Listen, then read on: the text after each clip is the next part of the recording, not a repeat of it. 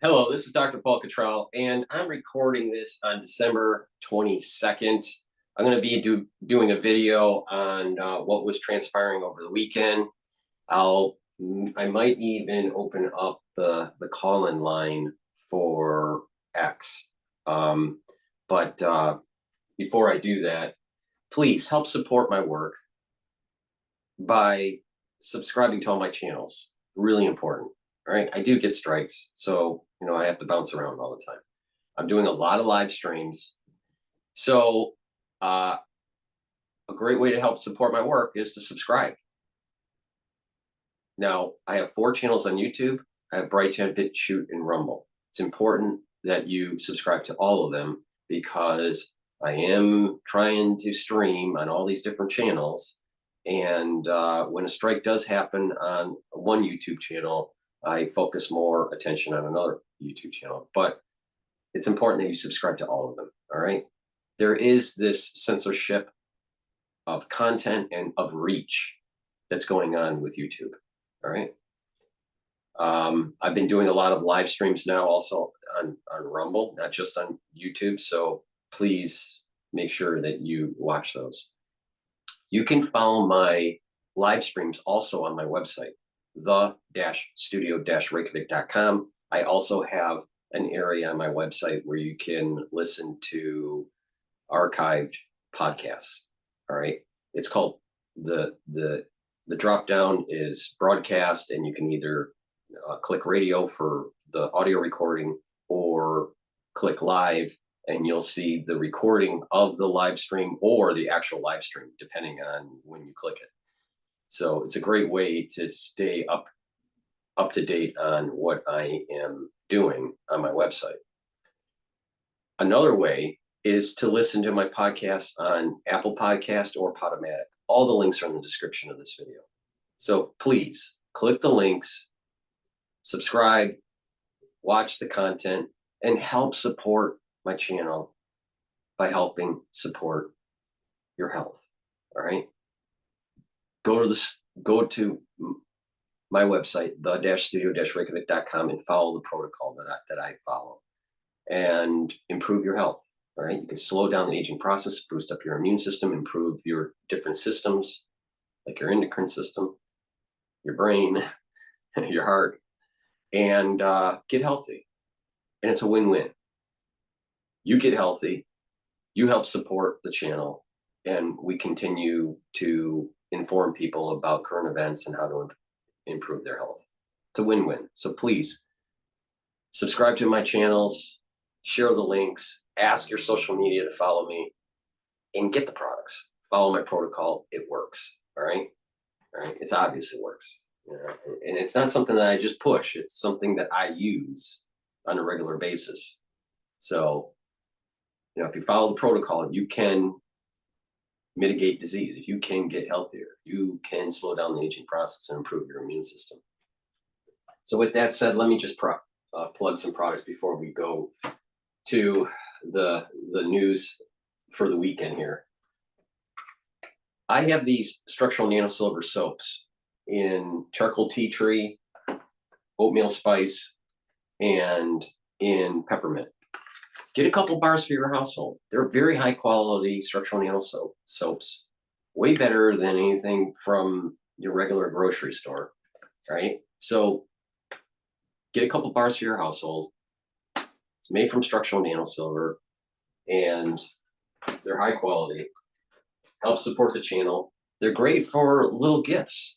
They have a very nice fragrant scent, very high quality, natural. So you don't want to buy that garbage that you're getting at the drugstore. It's not, those soaps are not good for you. But these soaps are. So please go to my store, the-studio-reykjavik.com. We're in the cold season. All right. Now, yes, certain pathogens are less than last year in terms of cases, but it's still problematic. And like I said, I think cases are going to be, the official numbers for December, which will be coming out, will be a little bit elevated compared to prior data points. And I think January will be problematic for the United States. And then after January, you'll probably start to die down. But you want to be prepared. Once you get that irritation in your throat, either during the cold season or during allergy season, take the structural nano silver drops that I have. I have lemon, honey and lemon, structural nano silver soothing drops. This isn't a 100 count. I also have it in cherry and in blueberry. Right? Take it right when you start feeling that irritation. And once you do that, you're creating those secretions and protecting the mucosal lining and mitigating further problems. So please go to my store, the-studio-reykjavik.com. Get the structural nano silver drops. Get a couple bags for your household. Be prepared. The moment you have that irritation at work, at school, at home, wherever, boom, take them, and you're going to be mitigating the problem.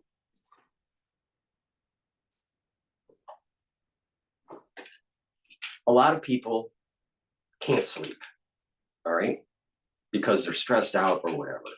It's really important that you get good night's sleep. It's part of a holistic protocol to slow down the aging process, have more longevity and vitality, and just overall health. All right. So you should go to my website, the-studio-reykjavik.com. Link is in the description of this video, and get the Good Night formula. This has tryptophan and melatonin in it, and several other ingredients and supplements that's important for you to get REM cycle sleep. And so what it does is it'll put you into REM cycle. You need about 3 cycles of REM sleep per night to consolidate memory, to detoxify your body, and to be well rested. So if you take this on a regular basis, you're going to actually be doing one of the major holistic vector points that help with overall health. Proper sleep, good REM deep sleep is important for your overall health. Chronic sleep deprivation, chronic problems with getting into REM can lead to memory loss, early onset of dementia, mental acuity problems. So irritability, your cortisol levels will be higher, so your immune system goes down when you don't get enough sleep. So there's a lot of benefits when you have regular good sleep. So go to my store, get the Good Night formula, and take this on a regular basis and detoxify your body better. Get into that REM cycle. Have that memory consolidation. Get rid of those toxins. And be well rested. And you're going to notice that your body is healed when you're doing that. If you're chronically someone says, I only need 2 hours of sleep, and yeah, bullshit. No, your cortisol levels are high and your immune system's down. So please go to my store, the-studio-reykjavik.com. Get the Good Night formula. Get in a good REM cycle sleep. Very important. Very, very important. And lastly, before we start, I believe in providing products that are going to be dual purpose. All right. Why? Because by having products that do dual purpose, people will start saying, oh, you know what? I really want to, be involved in improving one's health, right? Because they're seeing multiple systems improving. Now, olive leaf extract is a dual purpose product. It helps with the immune system and your cardiovascular system. How does that work? It brings down inflammation. Olive leaf extract brings down inflammation. I have other supplements that this stacks really well with that also brings down inflammation. So by bringing down inflammation, you're improving your immune system. You're calming down that chronic inflammation. All right. And when you do that, you're also reducing the chances of further inflammatory activation and mechanisms within your blood vessels. When your blood vessels are inflamed and there's irritation, plaque starts to build up. Well, you want to calm that down to reduce the chances of building further plaque. So in addition, olive leaf extract brings down LDL levels and brings up HDL levels. So it's lowering your bad cholesterol and increasing your good cholesterol. So it's helping with cholesterol. It's bringing down inflammation. So when you reduce the LDL, you're reducing the chances of oxidized LDL, because part of oxidation is inflammation. So you're reducing the oxidation of LDL. When you're reducing oxidation of LDL, you're reducing the chance of building up further plaque. So olive leaf extract is really important. Improve your immune system and your cardiovascular system. There's a lot of people in the United States have a bad immune system for various reasons, because they're chronically inflamed because of their diet or stress or whatever, and what happened in 2020. But also heart disease, diabetes. All right. You can mitigate some of these things by changing your diet, by taking the proper supplementation, getting a good night's sleep. By getting a good night's sleep, like I said with the good night formulas, you're lowering your cortisol levels. When you're lowering your cortisol levels, you no longer have those pro-inflammatory responses. So you just need to just calm the system down. Americans in general are too stressed and too inflamed. They have all these pro-inflammatory cytokines floating around, causing damage. All right, including damage to their cardiovascular system. You need to calm it down. So take olive leaf extract, improve your cardiovascular system and your immune system. All right. With that said, what I want to do is I want to go to, obviously the bill passed in Congress yesterday. All right. So there's no shutdown. But was it yesterday or was it late Friday? I think it was Saturday, late or early in the morning Saturday, I think was when it was passed. So, because I think it was passed after midnight, but we'll check on it.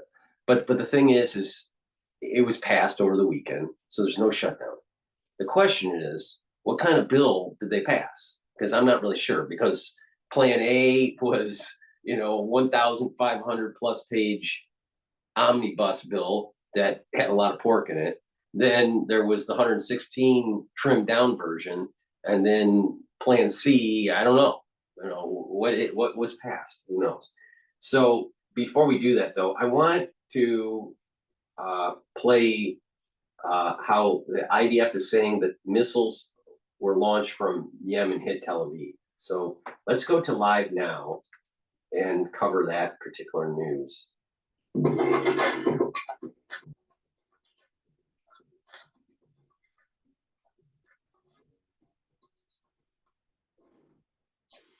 Back at Live Now, I'm Austin Westfall, getting some breaking news. The IDF saying on Twitter, sirens sounding across central Israel due to a missile fired from Yemen.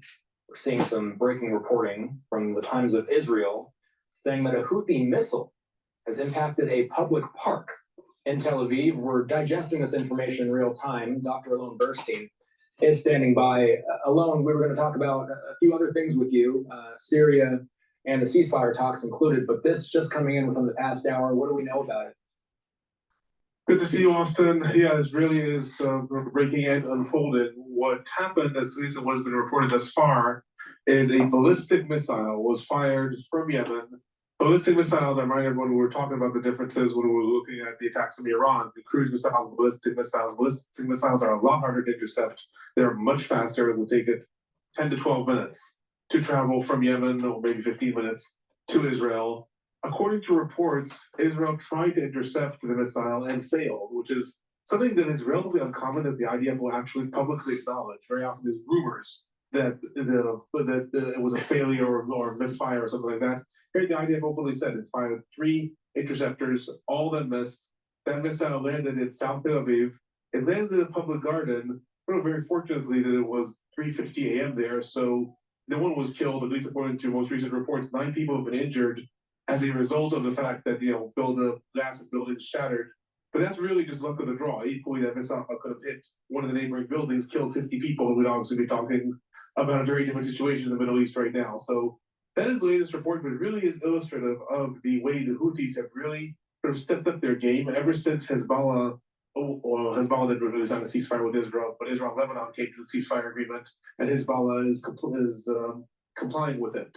Ever since then, the Houthis have really stepped up their firing at Israel and also their rhetoric. They're putting out constant tweets saying we are in active war between Yemen and Israel. We are going to make sure that no one sleeps in Israel as long as the siege continues on Gaza. So really, they are sort of trying to fill the gap left by Hezbollah in that sense. Correct me if I'm wrong, but it feels like to me that the Houthis make it through to Tel Aviv more often than I hear of any other group doing such. Absolutely. And one of the reasons for that is that the Houthis are also sort of demonstrating something that we've talked about in the past. We talked about the aspiration to destroy Hezbollah or to destroy Hamas. You know, Alvin said, yeah, but all it takes at the end is one missile. The Houthis have a disadvantage in their attacks against Israel in the sense that they're very far. Yemen is 2,000 kilometers or well over 1,000 miles from Israel on the one hand. On the other hand, because of that, the Houthis' type of attacks are very different. They do not operate like Hamas or Hezbollah. They don't fire 100 missiles at the same time, hoping that one gets through. They do their homework. When they get the first suicide drone that managed to detonate in the heart of Tel Aviv, did not travel directly from Yemen. It went all around the Red Sea, passing through the Egyptian airspace, coming in from the Mediterranean. All that requires meticulous details, very different than when Hezbollah fired 50 drones at the same time, hoping one of them would get through. Sometimes they did. In this case, the Houthis are very, very meticulous, and really they're illustrating that at the end of the day, all it takes is one missile can be the entire game changer in the way the war is. The aspiration to destroy the other side is not really going to work in the sense you have to come to some sort of either agreements or deterrence. Whatever it is, you're never going to be able to destroy all the missiles that exist within the Houthis or within Hezbollah or even within Hamas. So in that sense, the Houthis are really demonstrating the flaws to some extent in the attempt to just eradicate the other side without actually trying to say, okay, how can we also do something different than just trying to destroy every missile? Because the Houthis are smart. And you're right, compared to even Iran, compared to Hamas, compared to Hezbollah, they are proving time and again that when they do their homework, all it takes is one missile. They have managed to detonate it in Eilat, they managed to detonate it in the eastern parts of Israel, they detonated a drone in Tel Aviv. Now a ballistic missile lands in the center of one of Israel's most important cities. This is a live look at Tel Aviv that we're looking at here. I got to ask you about some of the news of the day as well. The AP said yesterday that Israel and Hamas appear closer than they have been in months to agreeing to a ceasefire that could wind down the 14-month war in Gaza, as well as bring home dozens of people held hostage there. Maybe you've seen some reporting that I haven't alone, but I haven't read much movement in the past 24 hours on the ceasefire negotiation front. Is it possible that we could actually see a pause, even an end to this conflict soon? So, similar to what I told the last time when we spoke, I said there's a lot of optimism because everyone is saying that they're optimistic. In terms of what's being published, I'm not seeing where that optimism is coming from or where it's anchored. In terms of what's being published about the deal, both sides are disagreeing on a couple of fundamental things. They seem resolvable. Those fundamental things are the identity of which Palestinian prisoners will be released, and Israel's demand for a complete list of all the live hostages and to be able to pick and choose who is going to be released. Hamas, according to reports, is demanding the release of Marwan Barghouti, the possibly heaviest Palestinian prisoner in Israeli jails. Israel, according to some rumors, has agreed to his release, but is demanding that he be expelled from the region. Hamas has not agreed to that. A second point is the Netzarim corridor, this area that the IDF has carved the northern parts of the Gaza Strip from the southern parts. Hamas is demanding that Palestinians return north. Israel in the past disagreed. Now, according to at least some reports, Israel has agreed that there'll be a monitoring mechanism. The sides aren't agreed to that monitoring mechanism. A lot of things that seem resolvable on the one hand. On the other hand, all of these points, one by one, the Netzarim corridor, the identity of Palestinian prisoners, whether the IDF will withdraw from the Philadelphia Access, and the most important one, will there be an automatic extension of the truce from phase 1 to phase 2? All these points were the same sticking points back in May. They're the same sticking points back in July. Very possibly, there have been some advances in some of them. But the main one is that Hamas has always demanded that once a truce is declared in phase one, they're not going to release a single hostage unless they have international guarantees that the truce will be extended to phase two and a complete ceasefire will end the war. Whereas Israel has openly said, including today, Prime Minister Netanyahu said he will not accept the deal if it leads to a complete ceasefire and end to the war. That said, I'll just add one more thing. Both sides appear to have somewhat of a media blackout on the negotiations compared to the way negotiations were handled in the past, where at the end of each negotiating round, you had automatic leaks coming from different Saudi newspapers, from different Qatari newspapers, from different outlets in Lebanon. This time, both sides are keeping things very under wraps. That, to me, is the actually only source of optimism. The fact that both sides are not going out and saying, we demand this, and the other side has not agreed, or more sort of detrimental, we've demanded this, the other side has agreed, which then makes the other side come out publicly and say, no, we have not agreed to that. Both sides are actually being very quiet about what is being discussed, what has been agreed upon. That is possibly the only source of optimism. It's saying, okay, both sides of these are taking it seriously. What has been agreed upon, though, really, no one has said anything that is the big breakthrough, but everyone is saying they're close. Before we go, got to ask you about Syria.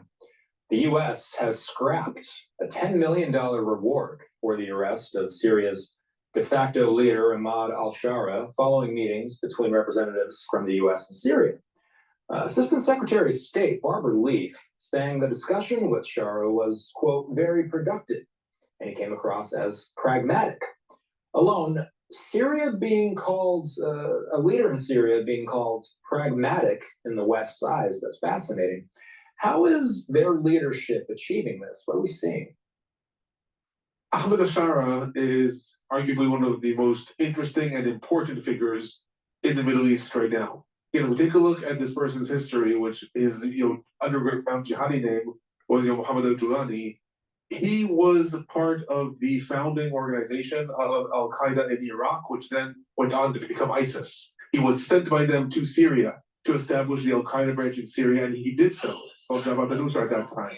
And then in 2016, he undergoes a change. He reinvents himself as a Syrian, not fighting for the global Al-Qaeda. Instead, he breaks with Al-Qaeda and says, we are now fighting for Syria under the Islamic idea, but still fighting for Syria. And then, when he leads the organization, Hayat Tahrir al-Shams, to take over Damascus, he is really driving that point home.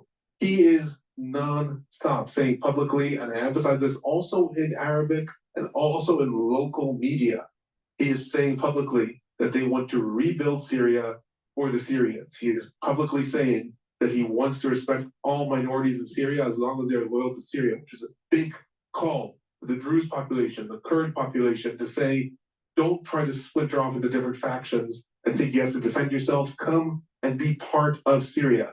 He has made clear that he does not want to go to war with Israel. Again, if we think about this is someone who 10 years ago was officially affiliated with Al-Qaeda, has said that he does not want to go to war with Israel. He is, at least in rhetoric, saying all the right things to present himself as more moderate.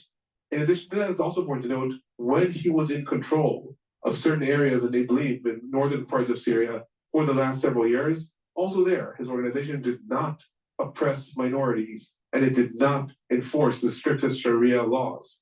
So with that, it is possible that he is just saying this for rhetoric. Right now, he needs a lot of foreign investment. He was desperate to get off of that terrorist most wanted list. It is possible that this is just rhetoric.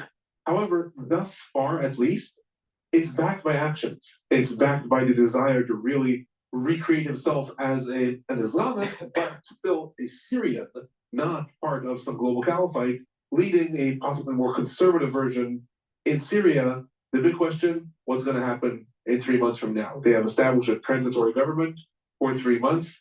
They haven't said what comes after that. Is it elections? Is it reappointing some sort of president? Is it breaking up into confederacy? That they haven't said yet. They're working on. That's the big next step. On Thursday, the U.S. says that it struck in Syria and it killed an ISIS leader. His name, Abu Yusuf. This was in eastern Syria where this happened.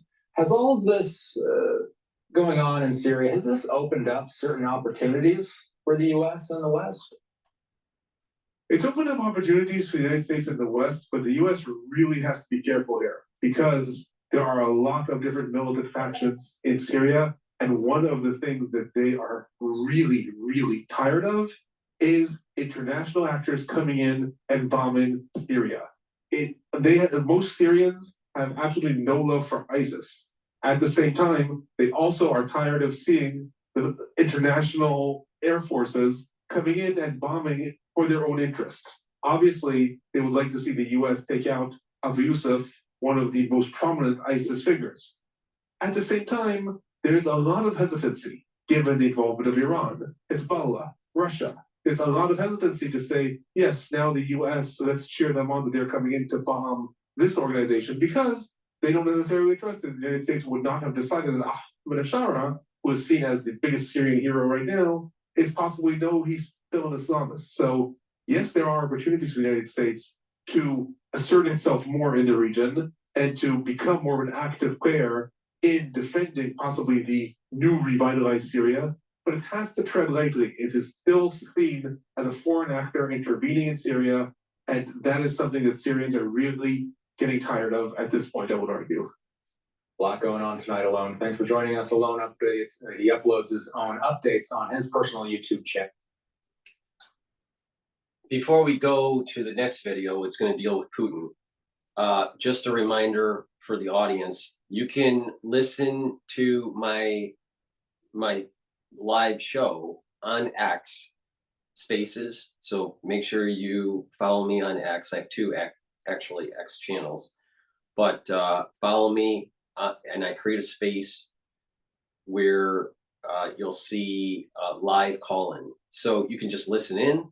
It's a great way. But you can also request to ask a question or just let me know your opinion on things. Again, my shows are supposed to be interactive. It has different interactiveness to it. But the idea is you can listen through lots of different modalities.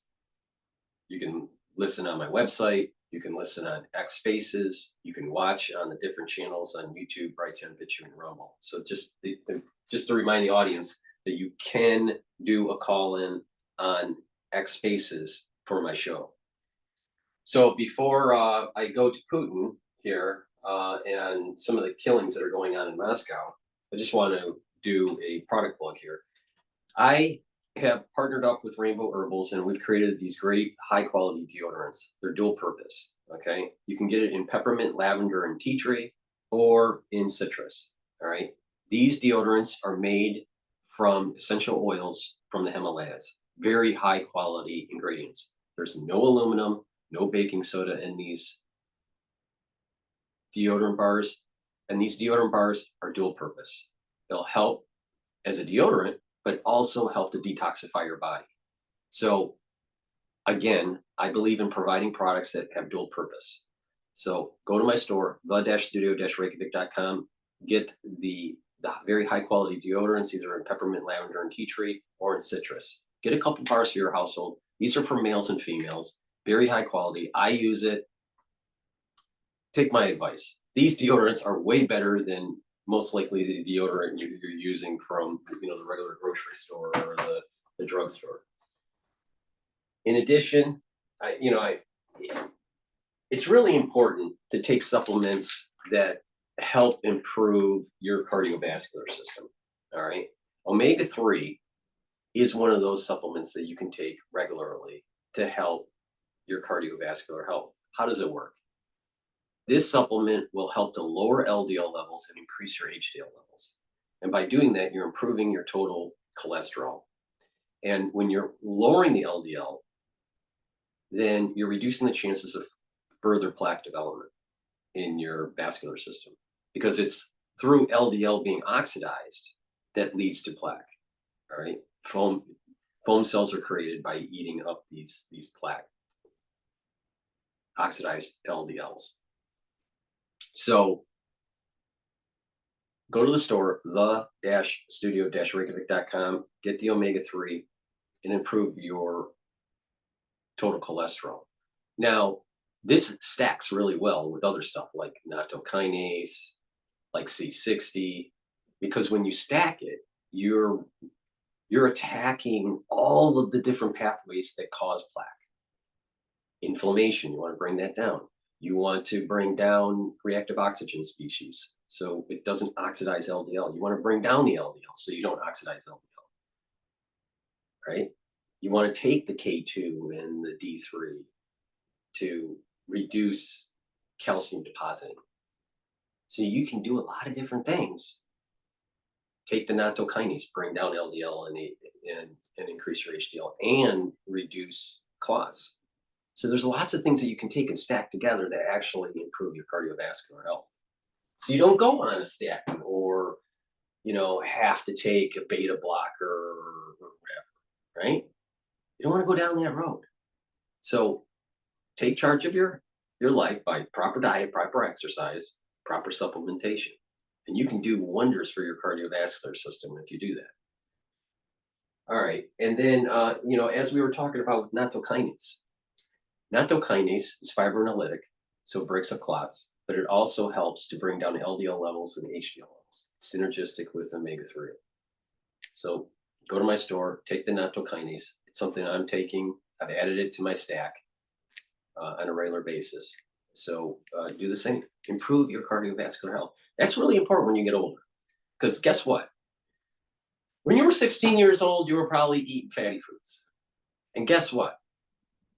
You started creating damage on your blood vessels. It's called a yellow streak. And the yellow streak on your blood vessels have that slight inflammations and slight damage in the inner lining of your blood vessel, where it's allowing for plaque to start to come into the media, which is the middle of the blood vessel, and accumulate and build up plaque. It starts when you're really young. Heart disease does not start when you're in your 30s. Cardiovascular disease and heart disease starts in your teens. In your teens. Now, you don't feel it, but it's there. You don't believe me? Take a look at an autopsy of a 16-year-old. So the bottom line is that a lot of people, they start going, their blood pressure starts to go up when they're in their 30s or 40s, and they start having remodeling of their heart, or maybe have a heart attack in their 40s or 50s or whatever. And so they're thinking that it was their adulthood that really caused the problem. No, the problem was really caused during the yellow streak years of your teens. So if you have a child, start being a little bit more cognizant of what they eat, right? Because if they're eating improperly, which a lot of American children are, they're building up these yellow streaks. And since the diet is worse now than in prior generations, they're developing yellow streaking a little bit earlier in their life. So like in age 12, age 13, and they're building more plaque. They have more of that, and they're building up more plaque, and it accumulates. So you don't want that. You don't, trust me, you don't want that. You want to bring down that inflammation, watch the diet, eat properly, and proper exercise, proper supplementation. And you can reverse this, not 100%, but the big wake up here is that cardiovascular disease starts in your teens. In your teens. Not when you're 30, not when you're 40. All right.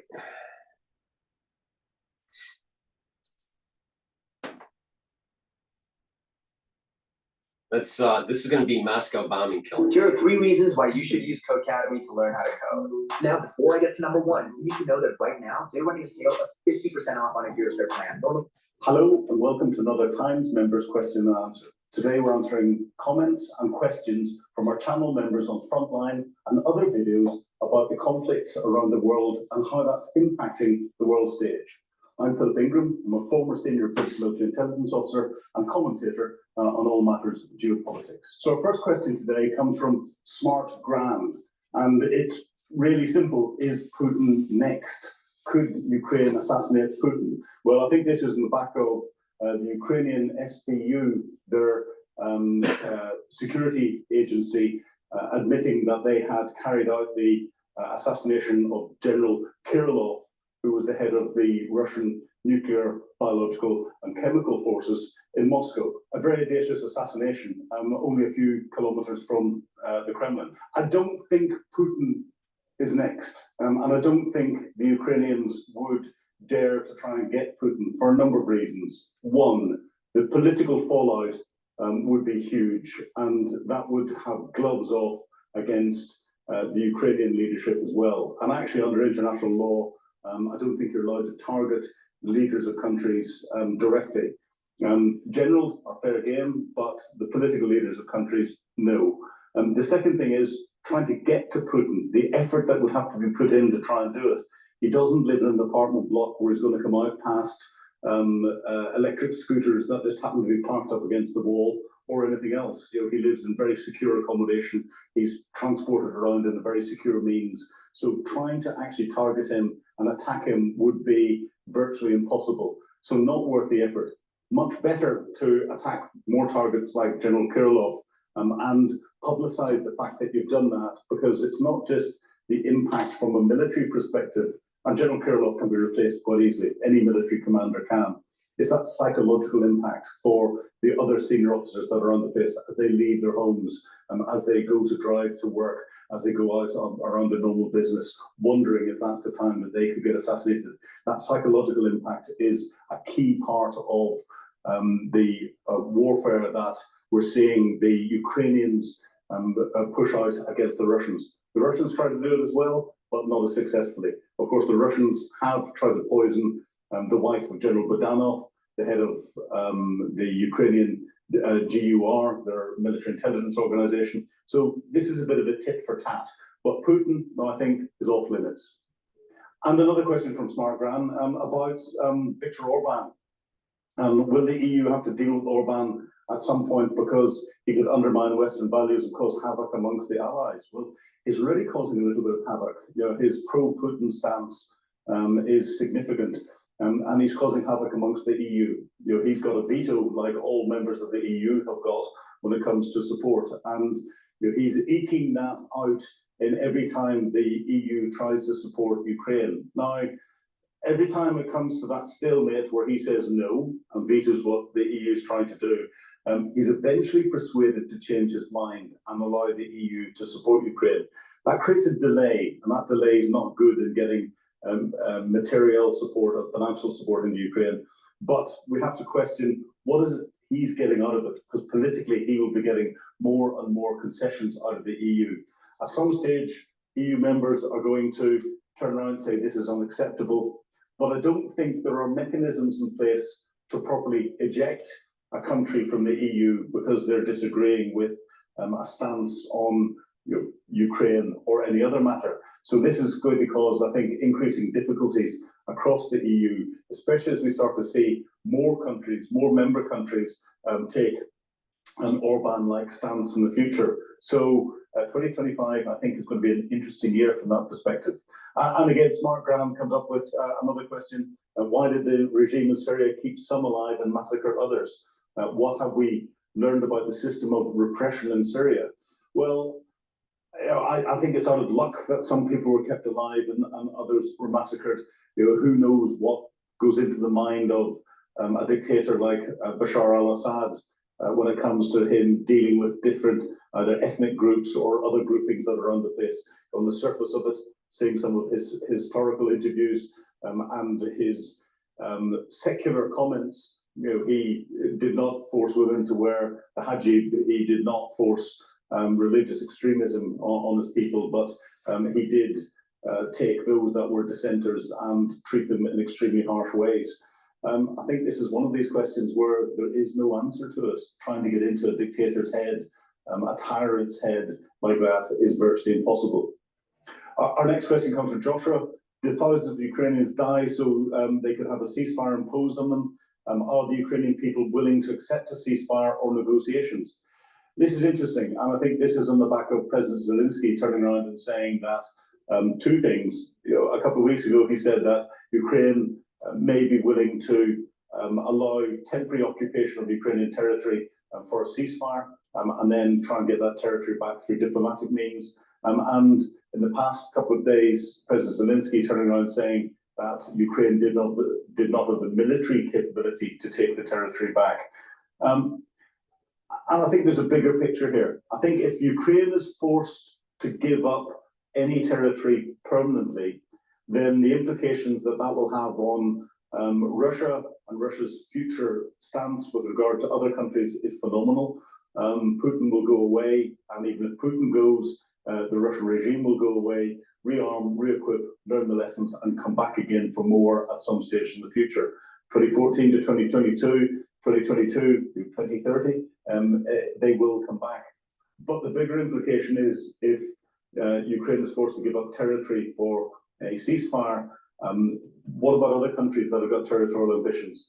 How would that play out with Xi Jinping when he's looking at Taiwan? And I think it would stimulate Xi Jinping to go and forcibly take Taiwan earlier rather than wait, because he would potentially think that 3-4 years of international wrath imposed on Russia is something that he could handle, and he's already preparing for it. China is already stockpiling oil, gas, and other natural resources. So this is something that we have to be very cognizant of and watch very closely.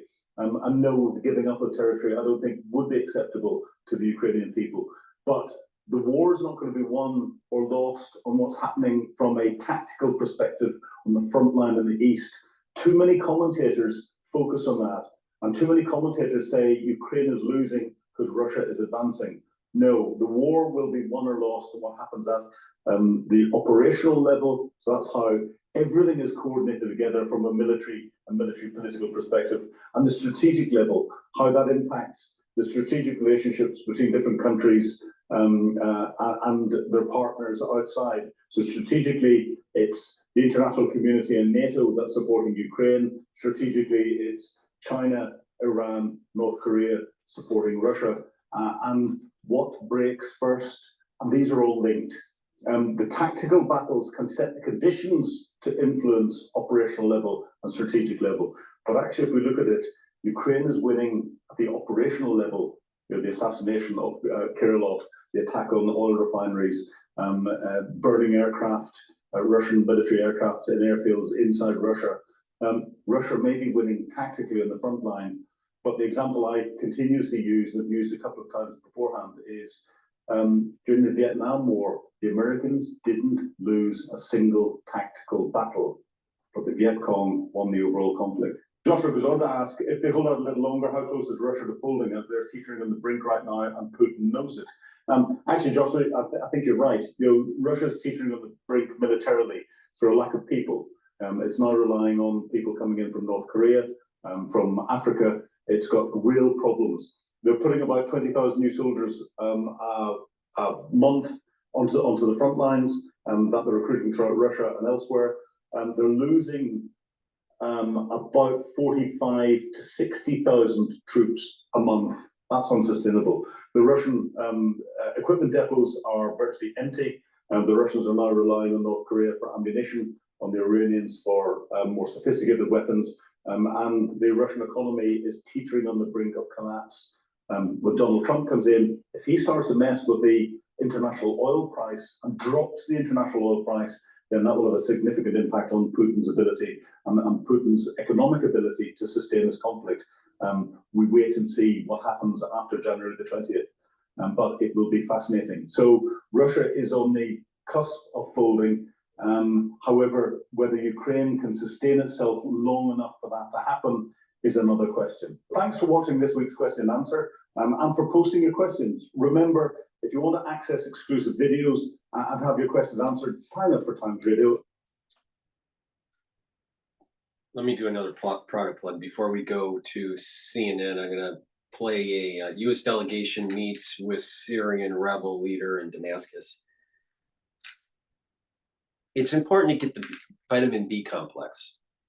Why? Because B vitamins help with your mitochondria. The first few B vitamins improves the mitochondrial health, the electron transport chain, and that means that you have more ATP, which means you have more energy. In addition, B vitamins are really important for cellular metabolism and neural health. When you get older, you need to take B complex to maintain your neurons. Really important. So please go to my store, the-studio-reykjavik.com. The link is in the description of this video and all my videos. Go to the store and get the vitamin B complex. In addition, I have C60. I have it in avocado oil, MCT coconut oil, or extra virgin olive oil. But C60 is a carbon molecule, 60 carbons, looks like a soccer ball, and it will soak up free radicals. This is really important because by soaking up free radicals, you're reducing the stress on the cell. And when you have less stress on cells, then your tissue is healthier. And not only that, your mitochondria in those cells are healthier. So you have more ATP. When you have more ATP, you have more energy. See the common theme here? So actually C60 is synergistic with vitamin B complex. And oh, by the way, by improving the mitochondrial health in your neurons, you're going to have more neurotransmitters. Your neurons will fire more, and you're going to have more you'll have more conductivity between neurons, right? So when you take this C60, you're soaking up free radicals and you're improving the cellular processes. All right, the cells are healthier. All right, so when you do that, you're going to start seeing that your body is, because of the higher energy levels and you're soaking up those free radicals, you're aging slower. In addition, when you soak up free radicals, you're reducing oxidized LDL. So you're helping with your cardiovascular system. You're also helping with your endocrine system. So please go to my store, the-studio-reykjavik.com, get the C60. It's very potent. I take this every day, take a teaspoon a day, every day, and you're going to be noticing that your tissues are performing better. You're slowing down the aging process. You're going to have more energy. Really important. This is a major pillar of my protocol. There's 3 major pillars: neutralize pathogens, soak up free radicals, bring down inflammation. And then you build around those pillars. So C60 is something that you should be taking every day. Take a teaspoon of it a day. You can get it in a 2 ounce, a 4 ounce, or an 8 ounce configuration on my store, the-studio-reykjavik.com. And ubiquinol is the highest bioavailable CoQ10 that you can get. This is very high quality supplement. All right. Ubiquinol is an antioxidant. It's synergistic with C60, but it'll help to boost up energy levels, and it's neuroprotective. So when you get older, you need to start taking supplements to protect your neurons, like B complex, like ubiquinol, the active form for CoQ10. So go to my store, the-studio-reykjavik.com, get ubiquinol, protect your neurons in it. Ubiquinol also helps to soak up free radicals. And by improving your mitochondrial health, you're going to be boosting up energy levels. So with that said, go to my store, the-studio-reykjavik.com. Make sure you use the discount 5, all caps, discount and the number 5, and you get $5 off. And if you buy a anti-aging box or a longevity box, because there's lots of different supplements in that box, you actually get it. You get it at a discount, because the way I designed those boxes, it's at a lower price point compared to buying each of those products individually. On top of, you can use the discount 5. So it behooves you to go and get an anti-aging box or a longevity box from my store, the-studio-reykjavik.com. And again, make sure you use the discount 5 discount code. All right. With that, let's go to CNN, and they're discussing about the Syrian rebel leader, which used to be an offshoot of ISIS. or made with the same active ingredient as Ozempic. The first official U.S. delegation to visit Syria since Bashar al-Assad's fall met with the country's new leader in Damascus today. Assistant Secretary of State Barbara Leaf calling the talks, quote, quite good, very productive and detailed. She also says Ahmed al-Shara came across as, quote, pragmatic. The former jihadist is trying to ease international concerns about his interim government. He is the head of HTS, an Islamist group previously designated a terrorist organization by the State Department. And we've just learned the U.S. will remove its $10 million bounty on al-Shara after today's talks. CNN's Alex Marquardt has been following these developments from Washington. And Alex, we are getting these new details really just in the last few moments. Yeah, Jessica, I think this was a remarkable meeting on several levels. I mean, first stepping back, the U.S. cut diplomatic ties with Syria back in 2012. So this was the first high-level diplomatic meeting in quite some time. These are senior diplomats, three of them. Let's read in between the lines of what CNN said, which is a broadcast for CIA. All right, CNN saying U.S. officials met and had a very detailed discussion with HTS leader. And because of that, we decided to take him off of the elimination list. And just the brazenness of the American diplomatic corps. The U.S. State Department meeting with someone who has until today had a $10 million bounty on his head. The group that he belongs to, HTS, is still a designated terrorist organization.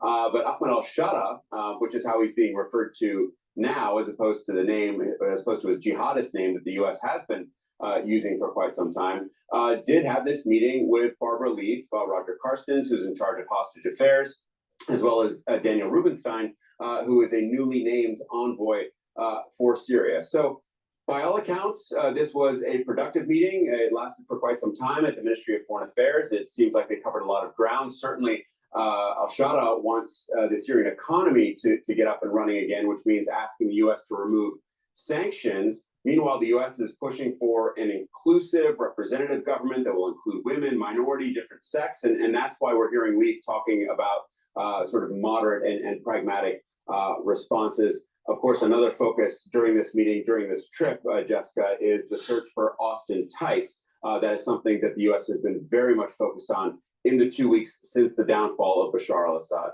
What more are we learning about the search for Austin Tice?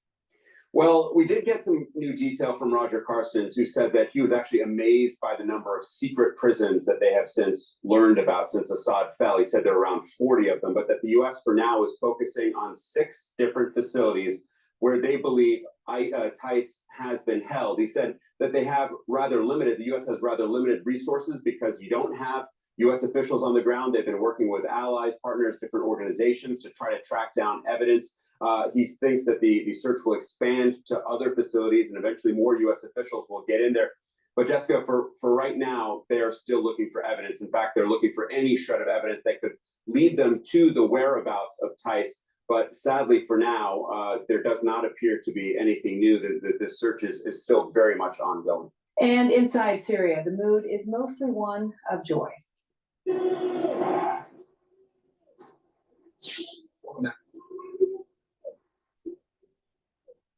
This is tens of thousands of Syrians gathered in the streets of Damascus and other towns after Friday prayers to celebrate the fall of the Assad regime.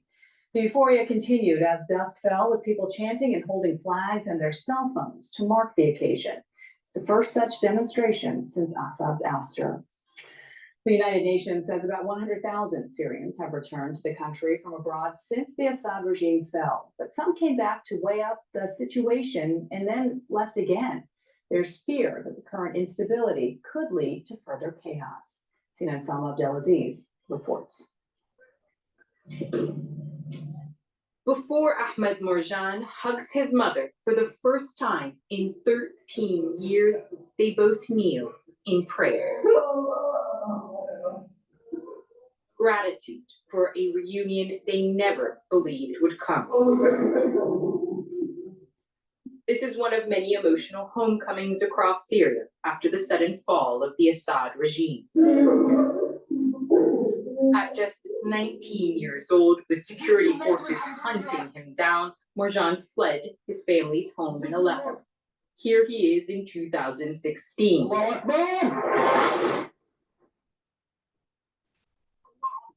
Reporting for an opposition-based media network as barrel bombs rained down from the sky.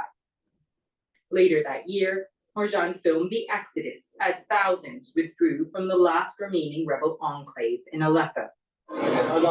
We are leaving with our dignity, Marjan says in this clip, and we will return one day. That promised return is now finally on the horizon.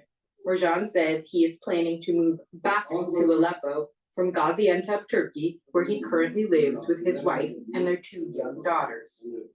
What is your dream now for Syria's future? I'm optimistic about the future, he says, and I have huge hope that the country will be better than before. But not all are keen to hurry back to an unstable country with an uncertain future, says this human rights defender. There's no sustainable peace, and which makes me really afraid of getting back there. Hossam Kassas, who is seeking asylum in the United Kingdom, is among tens of thousands of Syrians whose applications for asylum were suspended after the UK and other European countries paused the process to reassess now that the threat of Assad is gone.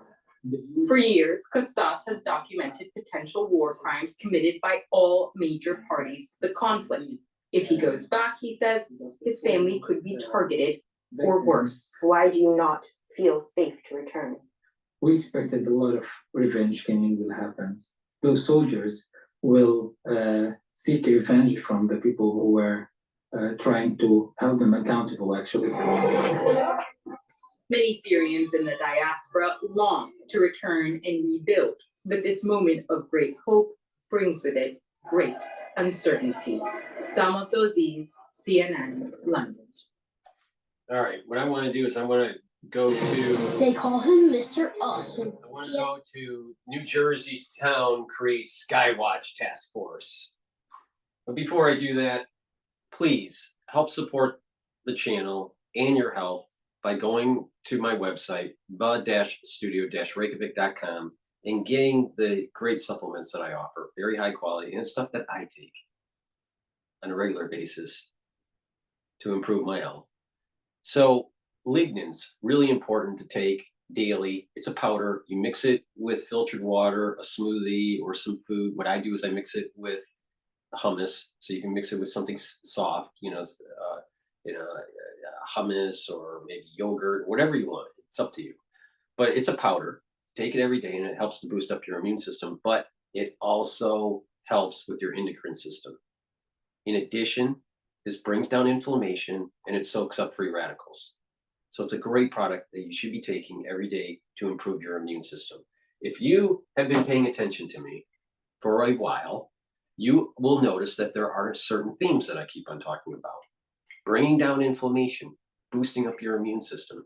That's really important, especially with what we just went through in 2020 and the aftershock of it. So, and it takes a long time for the immune system to heal from that kind of assault of certain things that were happening. So it behooves you to actually take charge of your health, take supplements, and do holistic means to improve your overall health.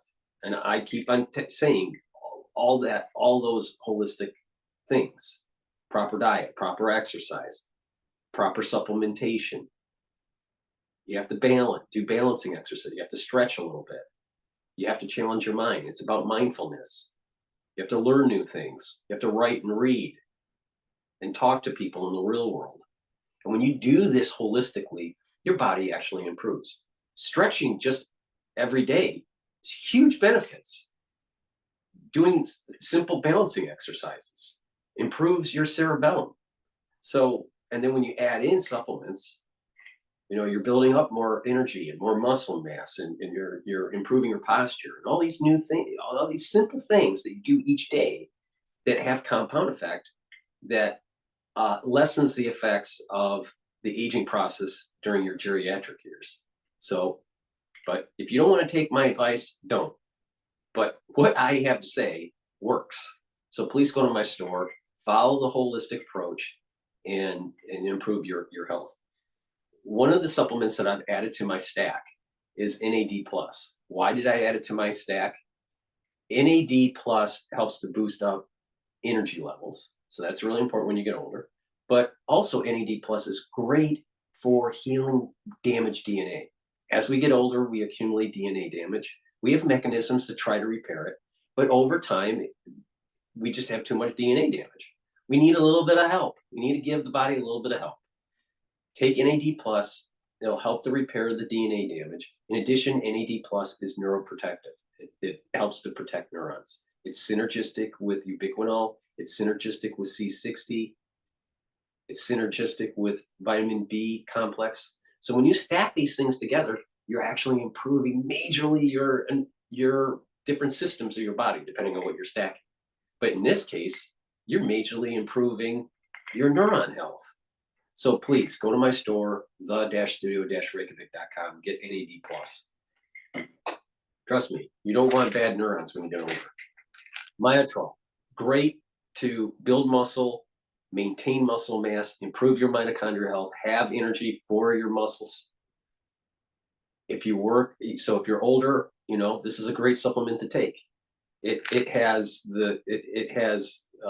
flavonoids, lignans, and polyphenols, all right, in the supplement. In addition, if you are an athlete, you want to take Myotrol to help fuel your body, especially for strength gains and recovery. But if you're just older and you're not an athlete, take Myotrol too, and that you're going to be able to build and maintain muscle. A lot of people don't realize when you get older, trying to gain muscle and maintain it is harder. Usually because one reason is because your mitochondrial health goes down. But if you improve your mitochondrial health, you'll have more ATP. And if you move around a little bit more, do a little bit of cardio, a little bit of resistance training, and you're really improving your muscle mass. Really important. So please go to my store, the-studio-reykjavik.com. Take the Myotrol if you're 40 plus years of age, or even if you're younger and you're an athlete, because you're going to get major benefits with strength by taking Myotrol. So please go to my store, the-studio-reykjavik.com, and get the Myotrol. All right, so what I'm going to do is go to CNN here, and they're talking about what they call Skywatch Task Force. First of all, you have a very cool hat that we cannot forget about. You're officially in the Skywatch Task Force. Yes. But that thing next to it is a thermal. So this is camera. a thermal imaging camera. Yeah. Right. So this is something that I use to help identify the drone, if it's a drone or if it's a plane. Right. To distinguish that, so you can see at night. I want to show the audience here one of the images that you say may be a drone. Why would you say that this image is probably a drone? Yeah, so it had no lights. The camera picked it up. You could not see with the naked eye, and it was shaking because I had the zoom on full, but it was hovering. It was not moving. It was in one spot. Okay, but let's show this other image of a flock. It looks like a flock of birds, right? A lot of people have been reporting that these drones were clustering, that they were flying together. Yes. What is this? So those are a flock of birds. At first, I thought they might be drones because they're actually a flock of birds. They're actually a flock of birds. I watched them for about 30 to 40 seconds, and they flew off, and I kind of got attracted to them to see where they would go. But after analyzing the video for some time, they are a flock of birds. They're not drones. Yeah, and there were planes that you saw. I mean, so what's your bottom line here? I mean, I think it's two things. One, clearly, now that everybody is aware of this, everybody's looking up and they're seeing lights. Yes. What do you think writ large is happening here? So I think there is something going on. We don't know what is going on. I think there are drones. I have seen some drones with this. They're small personal drones. I know that people are reporting large objects like car size. I haven't seen those yet. Not saying they don't exist. But right now, this task force was created basically to get an answer for our community because we're not getting an answer anywhere else. The New York Police Department brought down a drone that was the size of a car. So I mean, they are flying them around the tri-state area, for sure. No one's answering us. And we reached out and we're just like, hey, somebody do it ourselves. And so the community, we're empowering them to join us on these night watches, to send us information when they see it. We'll help identify it. We're logging it. We're putting GPS coordinates in there. We use flight tracking applications, so we can point up the sky and go, yep, that's a United flight. That's confirmed. We'll look through the thermal camera as well, because one thing that's really interesting, when you see planes flying in the distance, especially where I live out in Mendham, we have 3 big airports near us. We have small airports like Morristown. It's really hard to see in the night sky that they're planes, because they all look low to the ground, but they're coming in for landing, or they're far away, or they're putting the landing lights on. This, without a doubt, can see through those lights that the planes are blinking, and you can see it's a plane or it's something else. Yeah, we're showing an image of Yes. very clearly a plane. A plane. So there was those were these planes were over 10 miles away in the beginning, and I actually thought I had a video. Just an observation. Just the observation for the audience here. If you noticed, right before the bill trying to be passed in Congress to prevent the shutdown, there were lots of drones in the air, lots of media about it. And all of a sudden, you didn't hear much about it. And it was all about, will the government shut down? And then there was this late night passage of the bill. And you don't hear much about drones in the news. Now, maybe it'll flare up again. Now, why is that? Is that just coincidence? Is that just coincidence? I don't know. It's like, yeah, I got some. And I watched them, and they did everything that they're supposed to do as drones would do. They were hovering, they were just staying side by side. And then I waited, and they started getting closer, and they got close enough for the thermal camera to pick it up, and I could see that they were planes. I think it's so interesting how there was all this fervor, and then the story kind of disappeared from the headlines. And I don't know. I mean, does anyone have any theories? You say that in a why? conspiratorial way. I just think that there was a lot of speculation. We know now. There were people talking about Iranian ships off of the East Coast. I mean, that is not happening. There's no evidence of that. And so now that those theories have gone away, people have just stopped talking about it. I think my friends in New Jersey are still talking about it. We still are wondering what the heck it was, because what they saw near the shore, Remember, the official Pentagon press briefing was, we're really not sure what it is.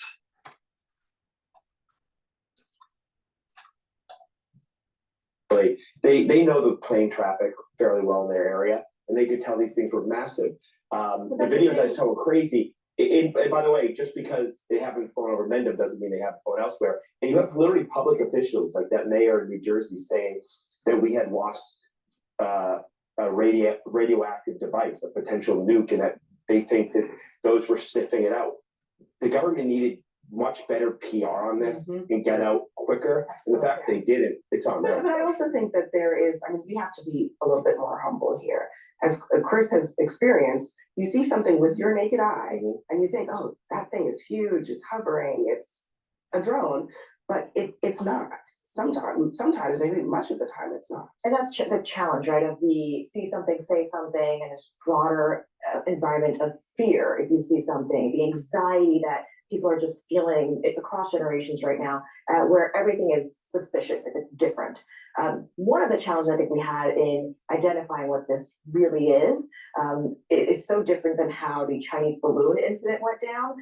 But we had one firm government in power, sworn in administration. I think seeing this lame duck session, this is one of those situations where could have gotten more clarity and information from our national security officials if they were deeply engaged and not trying to navigate what comes next. So Chris, some of your colleagues on the task force Yes. do believe in the UFOs of it all. I think that we all believe that there's something out there. It's not, I mean, I'm gonna, because what I do with the wildlife, if I know it's a rare animal, I'll take a picture of it, and then before I go public with it, I'll verify it first. I'll get some experts to look at it.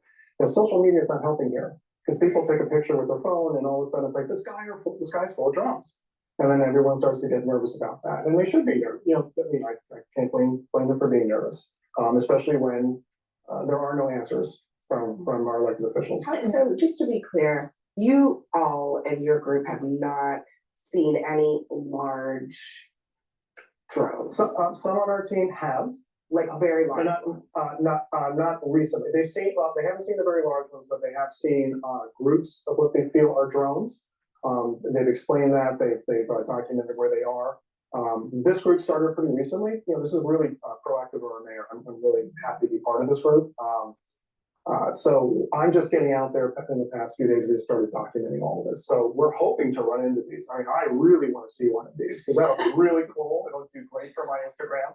Here's what you won't be seeing. Yeah, here's what you won't be seeing. There's a brand of drone that was the most common and popular hobbyist drone, DJI, and they're a China-based company. Congress recently banned their use in the US. And part of that is because Chinese-owned companies have access to the data that travels on these drones. So that is one of the concerns about having unspecified drones in the air, is understanding what information and what's being collected on the American people. Yeah, they also admitted some were law enforcement. Well, yes. And so which There also let you know more information here. Just really, this to me just goes back to a failure by the government on the higher level to give a clear answer to people. I mean, if they could go to Congress and give them the classified briefing, and so the members of Congress were okay with that, how much of that is so classified and so important that you can't tell the citizens so they don't have a war of the worlds? Everybody thinks there's UFOs, you know, and alien abductions happening. We really should have had clarity for everyone and helped put this to rest a long time ago. All right. CBS Sunday morning, 53 minutes ago here on drones. Wait a minute. My drone hysteria has taken off. The classic Orson Welles radio broadcast, War of the Worlds, really did cause some panicked towns in New Jersey to evacuate. That was then. So look, up in the sky, is that Santa's sleigh or is that a drone? Tom Hansen helps us sort things out. Two there flying, one's hovering. Dating back a month now, you've either seen them in the sky or you've seen them on the news. Drones seem to be everywhere. What is that? Tonight, the mystery deepens as drones are now spotted in at least 6 states. By most accounts, alleged drone sightings are multiplying exponentially, with more than 5,000 reported in just the past few weeks alone.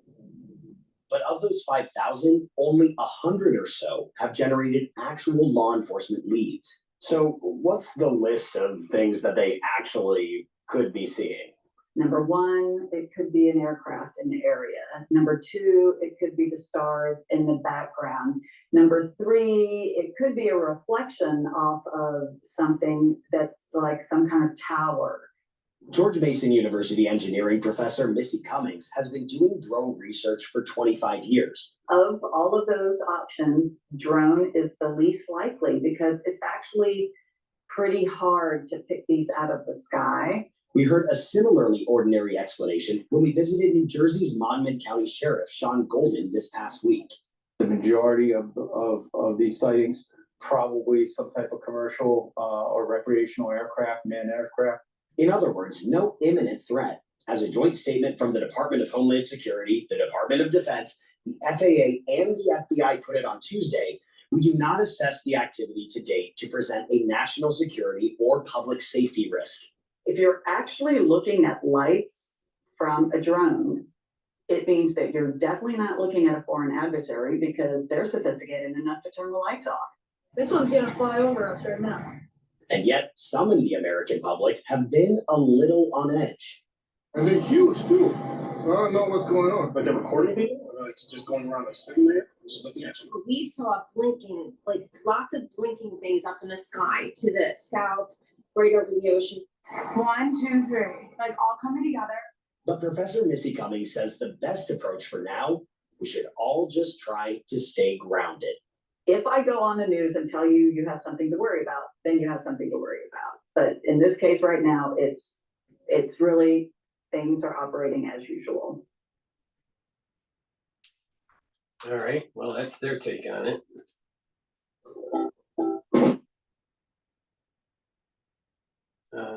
Want to take a look at. I want to go over this. A major Tesla investor criticizes Musk's embrace of the far right.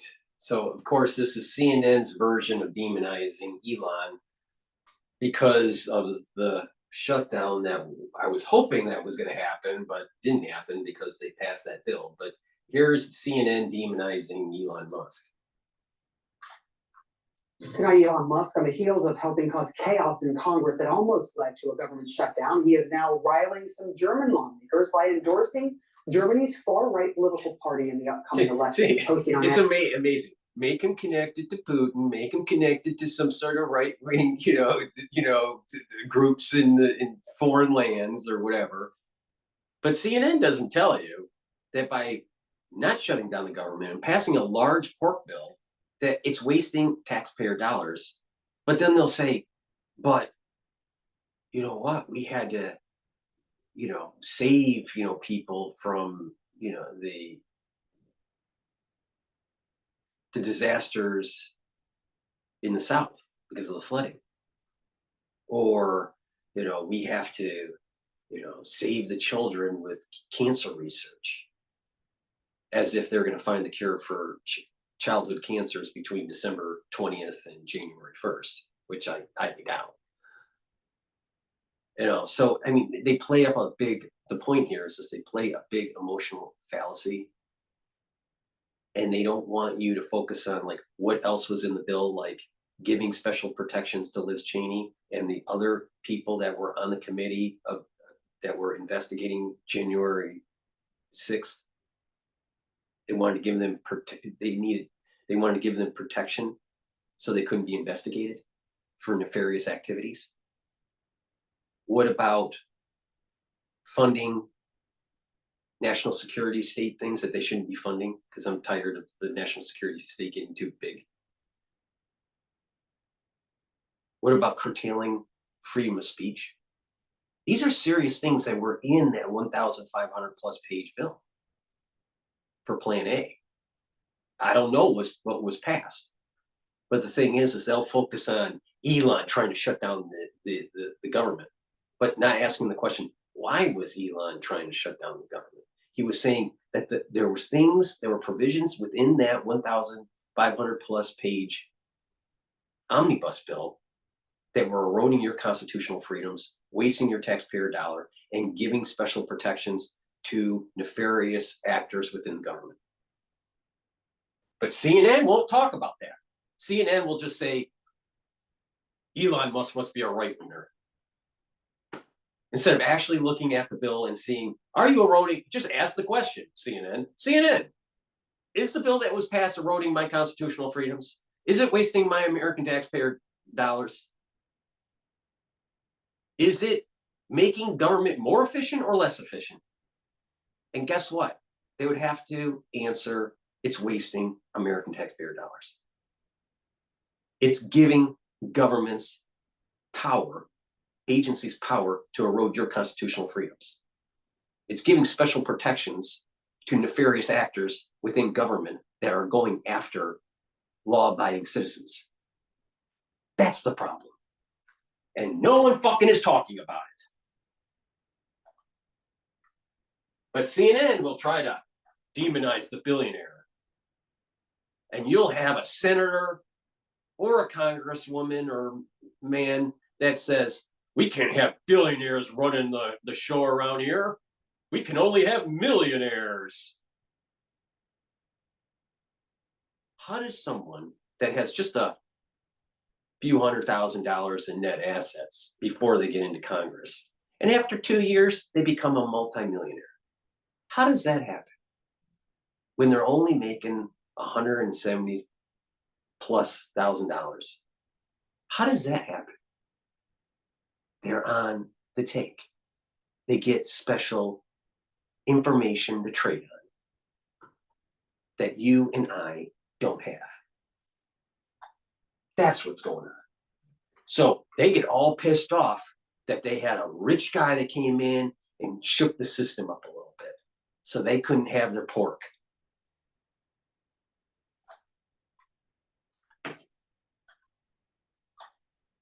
Only the AfD can save Germany. The German government has deemed AfD an extremist group. One of its regional leaders has been convicted of using Nazi rhetoric in Germany. The party takes a hard line on immigration. They are anti-immigration. It comes as the U.S. federal government. Well, let me get this straight. I mean, think about how rich. Think about how rich the CNN. Think about how rich CNN, the mouthpiece of the CIA. All right, how CNN is trying to demonize Elon Musk and saying he's a right winger and part of some neo-Nazi party and blah blah blah blah blah. But we'll send billions of fucking dollars to Ukraine in the regime of Zelensky, knowing that the Ukrainian regime is aligned with, historically, with neo-Nazis. The American government literally funded a neo-Nazi faction within Ukraine. And it was billions of dollars. So the 110 million, was it 110 million? I think it was 110 million for cancer research. All right. It wasn't, I don't think it was 110 billion. But you know, there were lots of provisions within the bill to help people in the United States, cancer research, or the farmers, or people that were in need because of the flooding. The billions that we gave to Ukraine could have been given for cancer research. The billions that we gave for Ukraine could have gone for relief aid with the flood victims. The billions of dollars that we've been giving to Ukraine could have been given to our service members that have served honorably throughout the years protecting the homeland and, you know, protecting, you know, our, you know, hegemonic power overseas. All right. Our veterans are not taken care of when they come home. They get bad health care. Sometimes they're out of work. They don't have a home. They need training, you know, to be plugged into, you know, some sort of, you know, job training program. Why didn't we spend that money for them instead of giving it to Zelensky so he can snort it up his nose? Why? We have service members that can't feed their family, but yet they serve honorably for their country. Or we have service members that have ailments because of their wound injuries, and they need help. But you have Congress making millions of dollars individually on stock trades, positioning themselves in a stock that will benefit from what they pass in a bill. So let's say you're an ultra lib and you put some money in, let's say, Raytheon, because someone said, we're going to pass a bill that's going to send some money to Raytheon. So they buy a bunch of stock in Raytheon or Palantir. And then all of a sudden, the bill passes. A few days later, maybe a couple weeks later, the stock on Palantir goes up, and they just made a killing. And now you understand how they become a millionaire. That's what Elon was shining the light on. But no, the mouthpiece of CNN pushing some sort of bullshit CIA agenda is trying to demonize someone that actually has enough fuck you money that he can tell anyone to fuck off. And then they'll spin it as, well, he got all this money because of contracts from, you know, blah, blah, blah. Wrong. just read the biography by Walter Isaacson on Elon Musk. In that biography, he states that Elon does get contracts from the government, but he actually has to put his own fucking money in because it doesn't pay for all the research. So it's only a certain, the government contracts only pay up to a certain amount. So it's really through private investment that's really driving SpaceX, not public funds. Now, if you don't believe me on this, why don't you actually read the book where the guy does the research on it? But we'll just hear CNN, the mouthpiece of the CIA, trying to demonize someone. Now, why does the CIA want to demonize Elon Musk? Why? Why does CNN want to demonize him? Because the Trump administration wants to truncate the national security state. They want to restructure it. They want to make it more efficient, less costly, more lethal, and more beholden to we the people, not we the political establishment. And that's why they're demonizing him.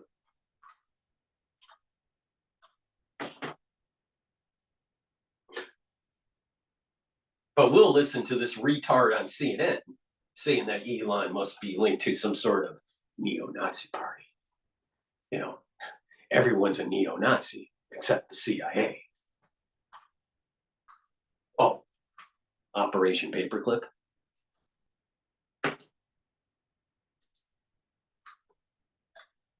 Path. And while he's running the government, he's being criticized for neglecting his day job as Tesla's CEO. One of those critics is my next guest, Ross Gerber, president and CEO of Gerber Kawasaki and a longtime major Tesla investor. Ross, thank you so much for joining us. First, I want to get your reaction to that Musk endorsement that I just mentioned, Musk voicing support for Germany's AfD party, which has ties to neo-Nazi rhetoric. So let's see. We're going to have the investor community trying to kick him out as CEO because he spends so much time as Doge trying to make the government more efficient. Certain people have certain soul roots, all right? You know, and something happens within their life and, you know, some sort of call of duty happens and they step up to the plate and they perform. Now, Elon, to me, reminds me of John Hancock during the Revolution. John Hancock funded the Revolution. He reminds me of someone similar. Now, if I'm right that his soul root is tied to John Hancock, I think CNN is going to have a big problem down the road when this starts to really gain some steam and become kinetic. Now, let's try to demonize Elon and have the investor class, you know, and shareholders that have a lot in Tesla to try to kick him out. This thing's gonna blow up their face. I'll tell you. Just the land of fucking retards. Of course, tweeting out it's thrilled by this endorsement. What do you make of this? You know, my dad was in Germany in 1961 when the Berlin Wall went up, and you know, my family fought in World War II, and I'm of Jewish descent. And you know what? I'm of Jewish descent too. I'm Jewish, all right? You know, my grandfather was one of the first CBs in the Navy during World War II. My uncle, second uncle, right? Great uncle, was airborne, European theater, World War II, all right? My father served in the army in Germany. I think it was 62 or 63. So it was 2 years after his father. All right. My brother served in the army. My uncle served in the Navy. My other uncle served in the army and served in North Korean War, in the Korean War.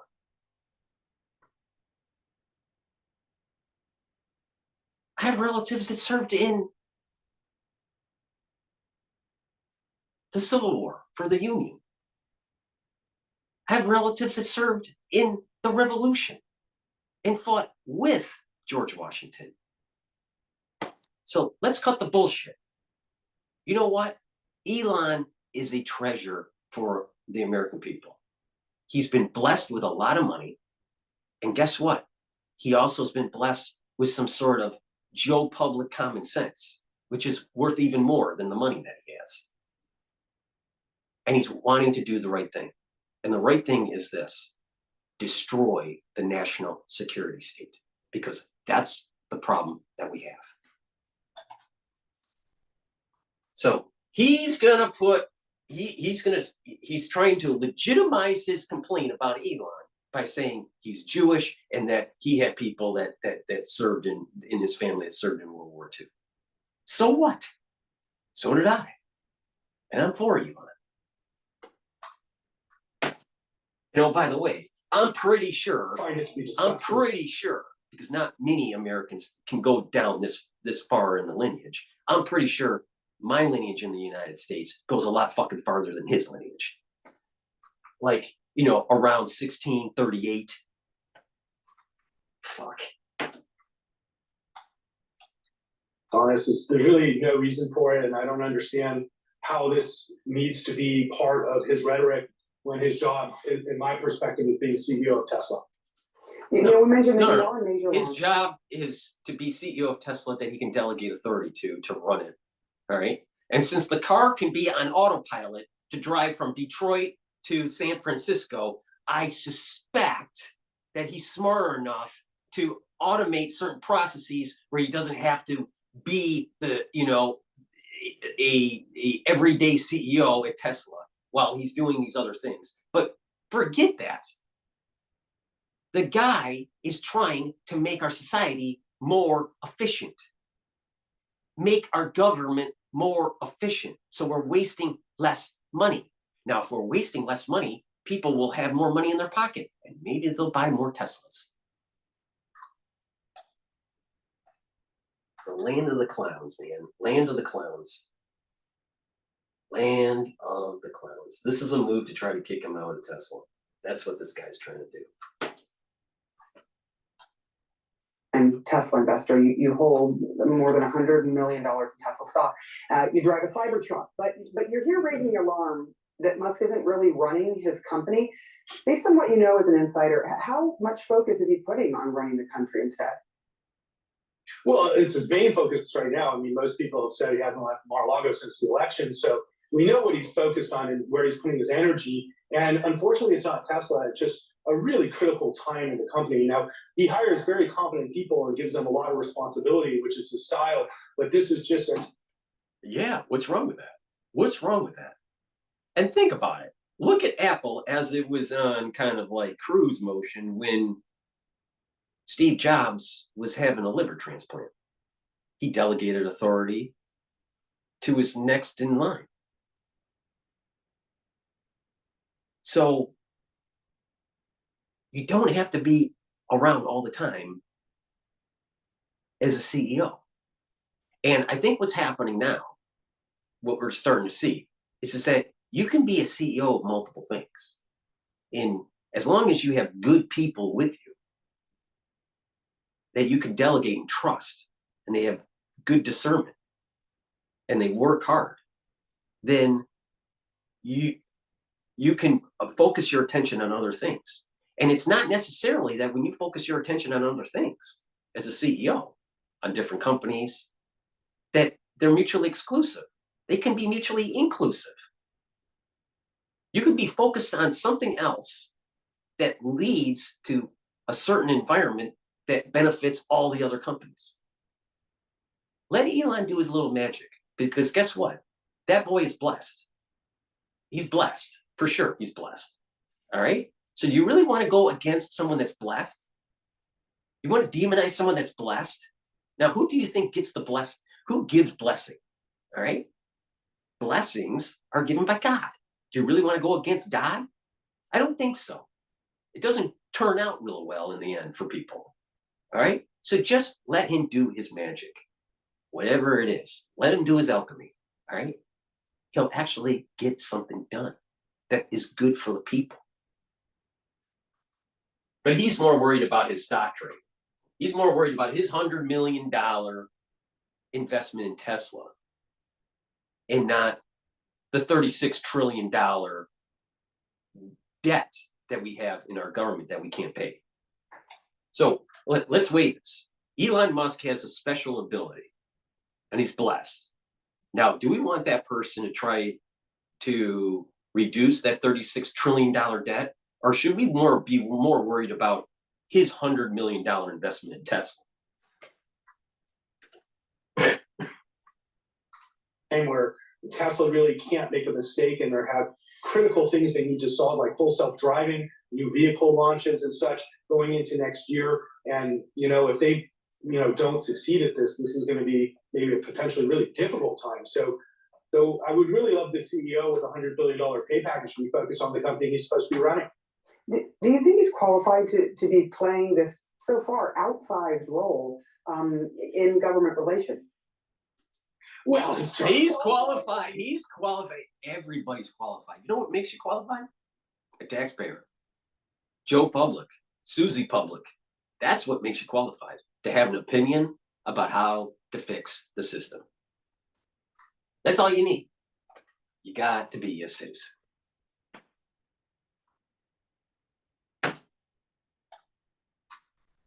Come on. So most of the people in government, are not that qualified. And Elon is a very, very competent person, and he's an excellent engineer and business person. And so I actually don't have any issues with him trying to improve the United States government from that perspective. But as a Tesla shareholder, it doesn't serve my interests per se as a shareholder. Yeah, see, let's see, are we utilitarian or are we ego? Is this egoism or is this utilitarianism? Now, if we let things play out and use Elon's gifts and blessing, we'll all benefit from it because we're going to have less government debt.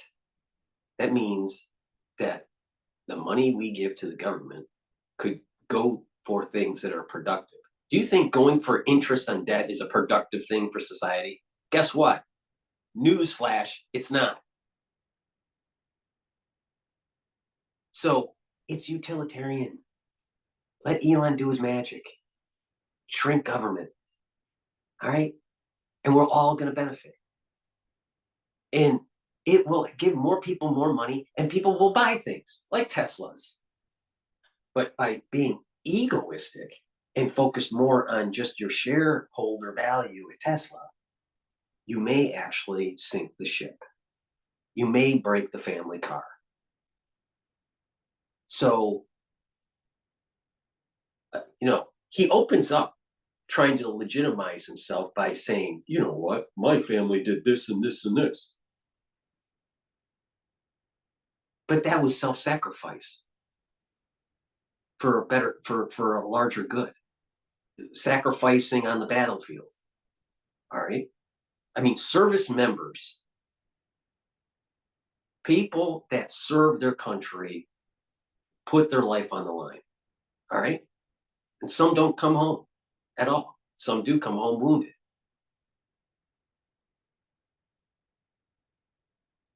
And they're sacrificing for a future generation to have a better life. That's not egoism. That's utilitarianism. Do you think that, his family members that were serving in the armed services were saying, well, I'm doing this so my grandson is going to have $100 million shares in Tesla so it can go up? No, they were trying to destroy Hitler's regime.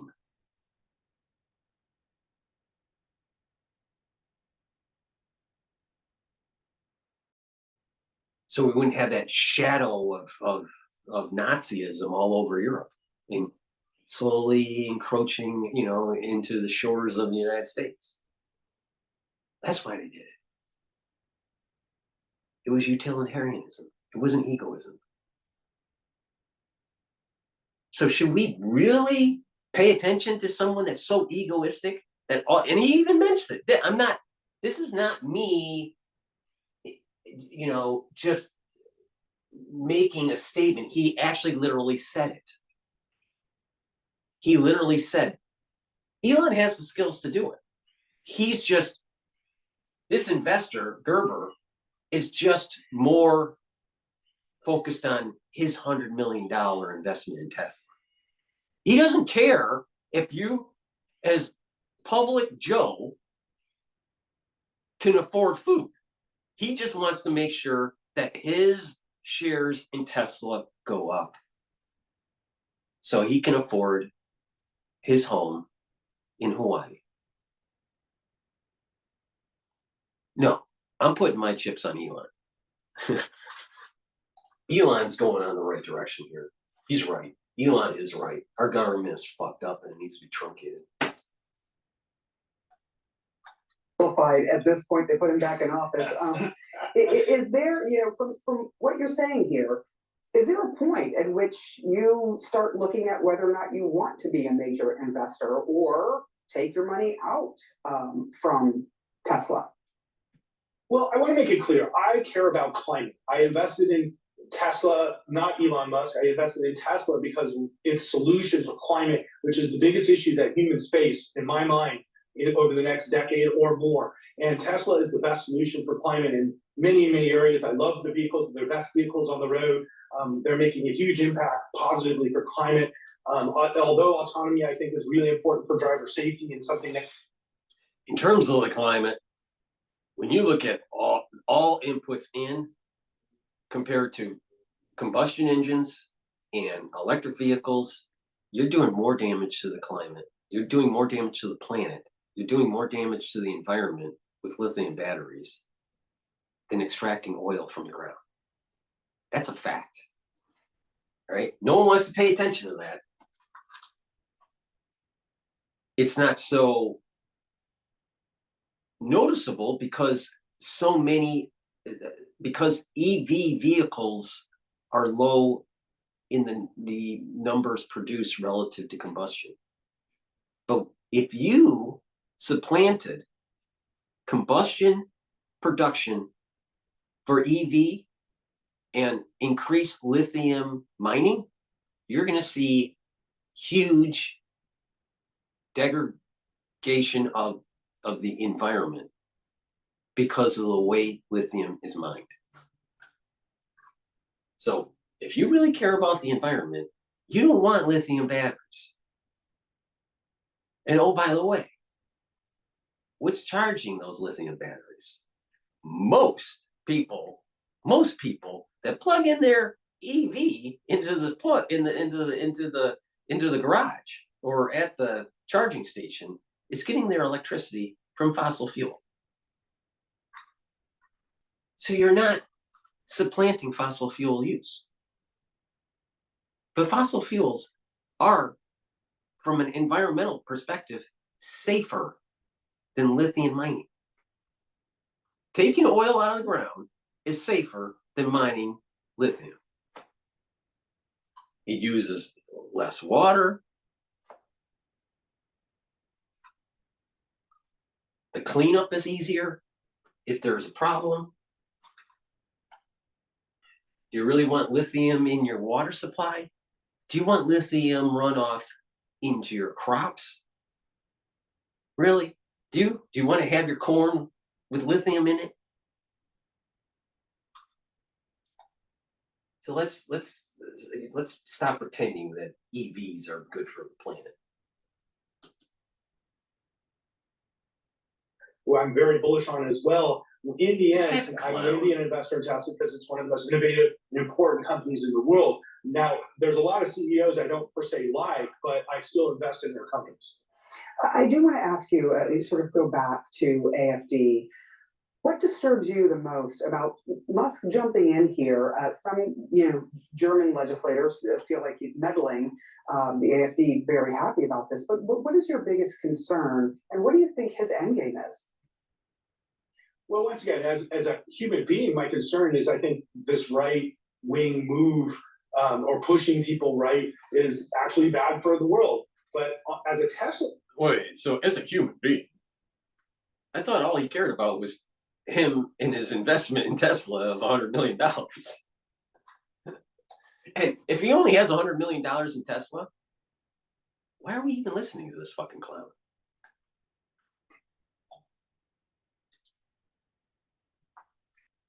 Shareholder, I look at it as like we have a factory in Germany and we're supposed to be selling cars in Europe, and we've seen the numbers in Europe are going down. Tesla shares are going down, and supporting far right extremism is exactly how you get, Europe not to buy Teslas. So it's not that simple.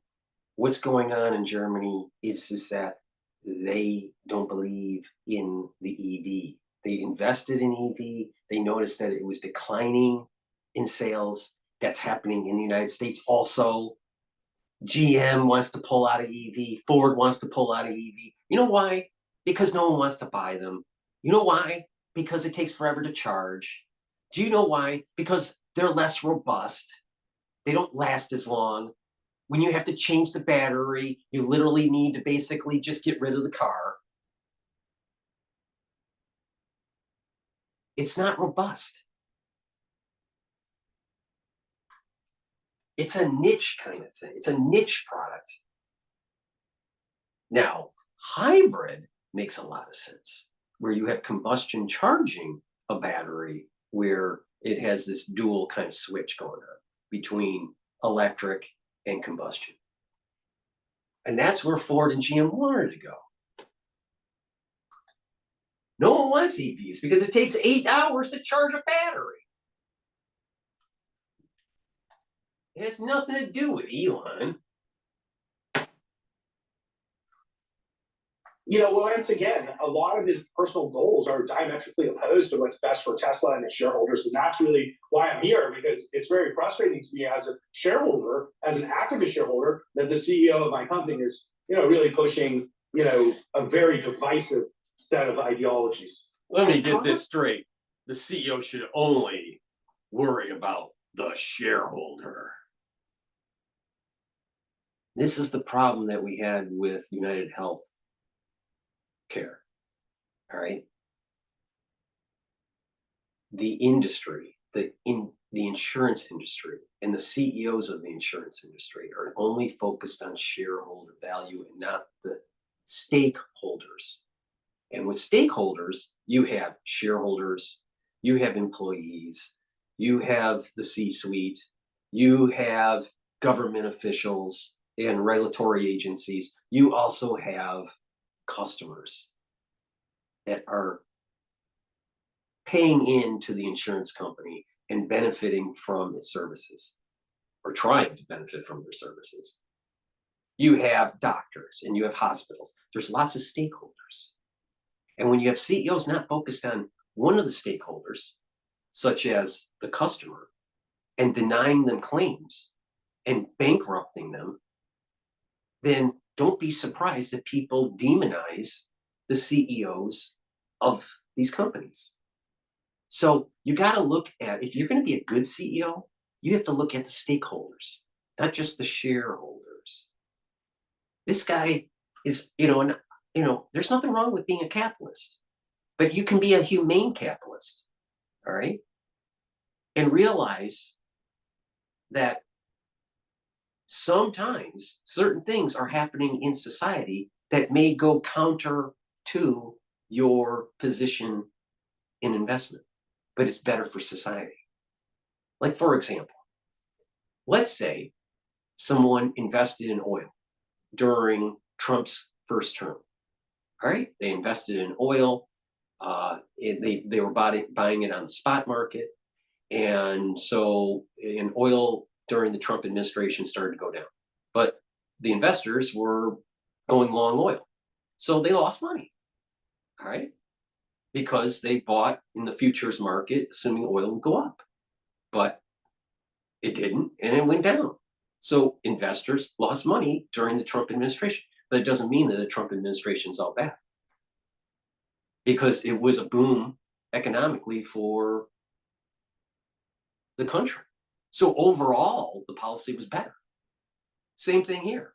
Maybe Tesla stock needs to go down. So the future of America could be better. You know, that's the holistic approach. That's the utilitarian approach, not the egoistic approach. But CNN is going to try to demonize, Elon's too busy at Mar-a-Lago trying to, cut $36 trillion of a bloated deficit that Congress created over the decades, and Congress benefited from it. And that's how they became millionaires when they were only thousandaires. How does a thousandaire turn into a multi-millionaire in a couple of years in Congress? How does that happen? You write a bill that makes you money.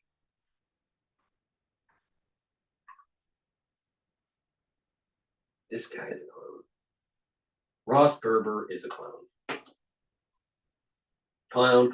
Avoids a shutdown just before the deadline. One thing that's not in tonight's bill, any mention of killing the debt ceiling.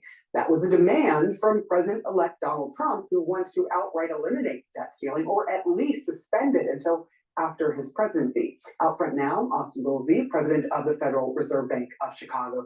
Thank you for being here on Friday night. Austin, do you agree with Trump that Congress should eliminate the debt ceiling for good?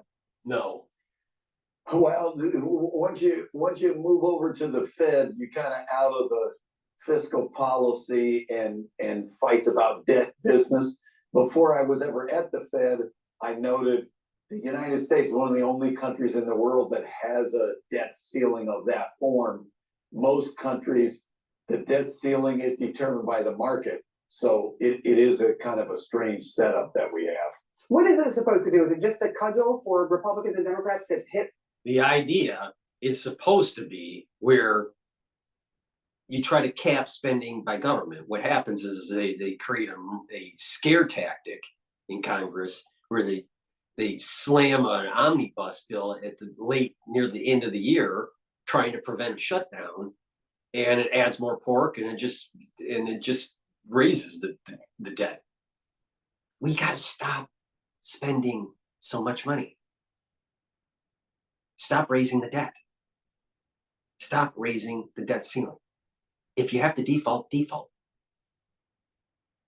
If we can't afford it, we need to restructure. We need to cut services. The government is too inefficient. I really do believe that Elon's right. There's about $2 trillion of wasteful spending. $2 trillion. Cut it. Find it and cut it.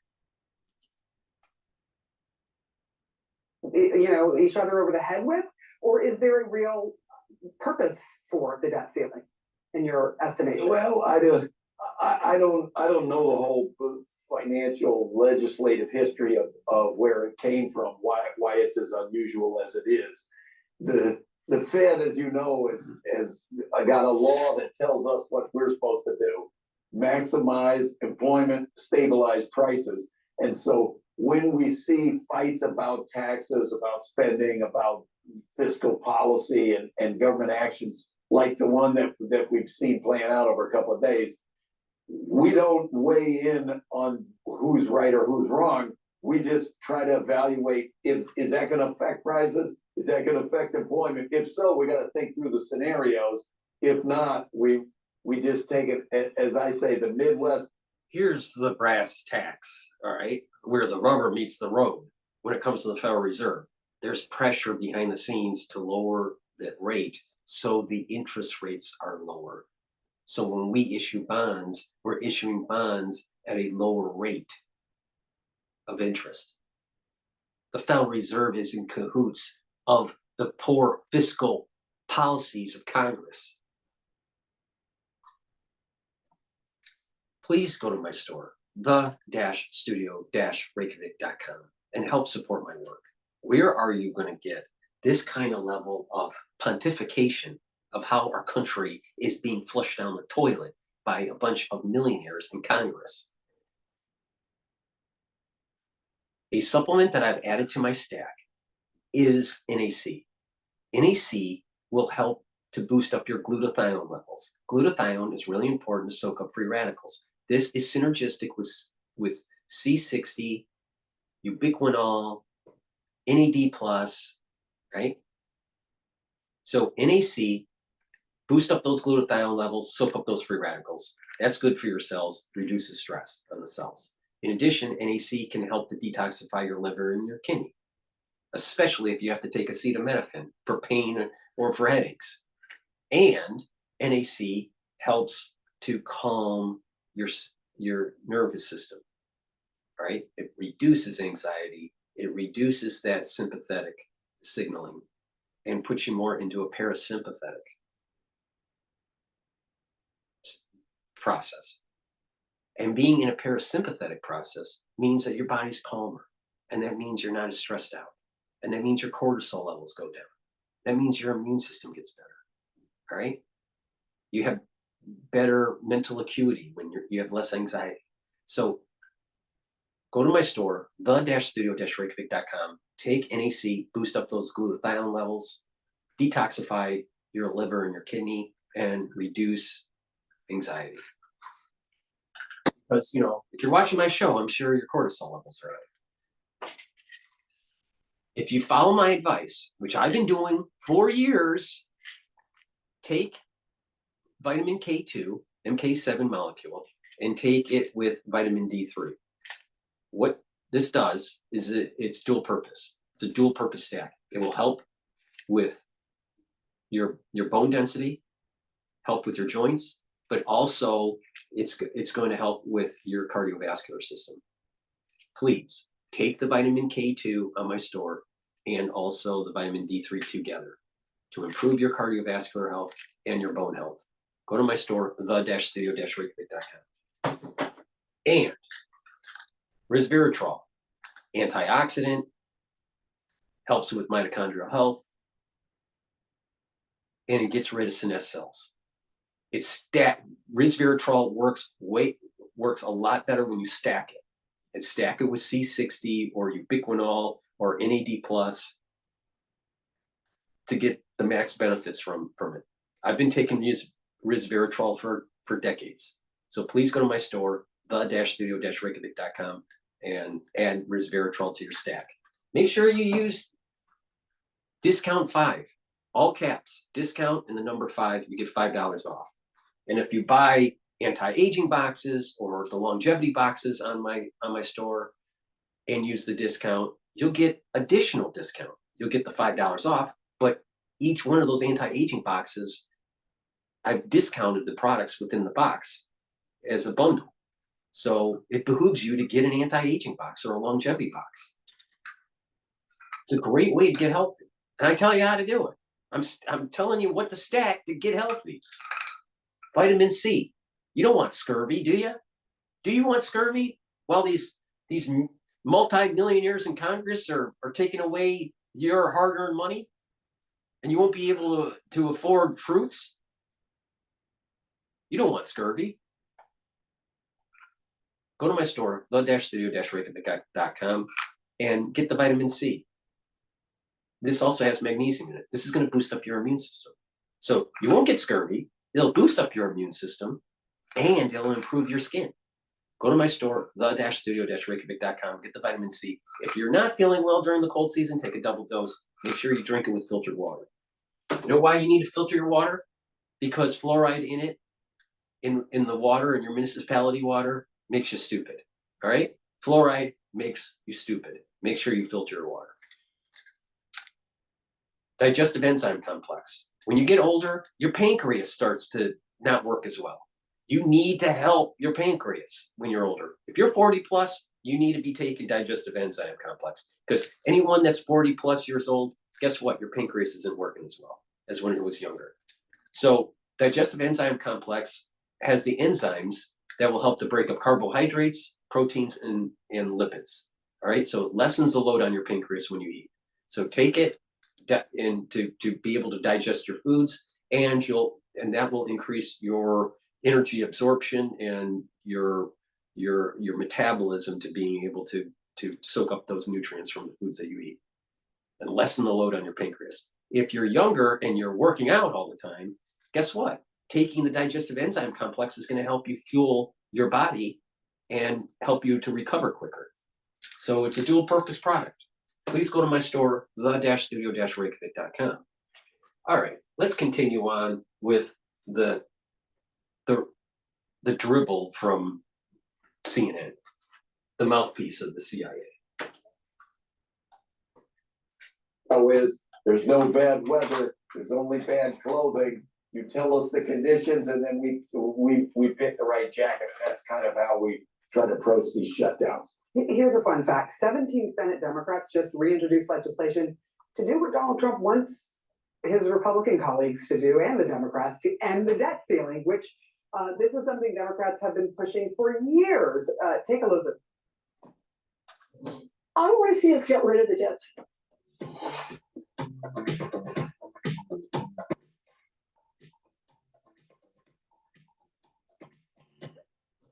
I want to see us get rid of the debt ceiling. It's time to abolish the debt ceiling. We do not need to have this debt ceiling. Abolish the debt ceiling. I think If you abolish the debt ceiling, what prevents Congress from not overspending? Now, we get overspending from Congress, but it's because they threaten a shutdown and then they just increase the spending. But if you get rid of the debt ceiling spending, then to me, there's nothing stopping Congress from radically boosting up the debt. I mean, this is insane.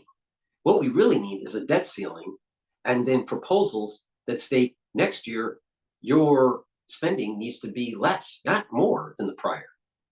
And do that for several years and slowly pay down the debt. Now, a great way to do this is to use the energy that we have and export it like LNG. Export our energy products so we can pay down the debt. And when we pay down the debt, we're going to be so much farther ahead productively.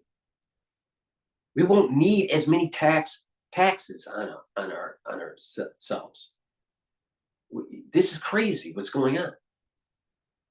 The fall of the English Empire was because of its issuance of bonds. It got to a point where it just broke the camel's back. And we're getting to that point in the United States. Now, why would Elizabeth Warren, multi-millionaire, how did Pocahontas become a multi-millionaire? Oh, she's a senator. And she had insider information on where to put her money. Oh. So you get rid of the debt ceiling, you can write more pork in a bill that will send more money that will benefit certain companies that you have equity in. Oh, that's how it works. Almost, not every, but almost every single motherfucker that's in Congress is on the take. Almost every single one of them. We have to get rid of the debt ceiling issue. So you just mentioned, your job is sort of to try to. It's the same people that said that you had to put on certain things during the crisis in 2020, and you had to have something injected during the crisis of 2020. These are the same people that told you that you need to suspend your autonomy and just follow suit on what HHS has to say. These are the same people that told you those things in 2020. These people now are saying, get rid of the debt ceiling. If they get rid of the debt ceiling, they're going to get richer while you get poorer.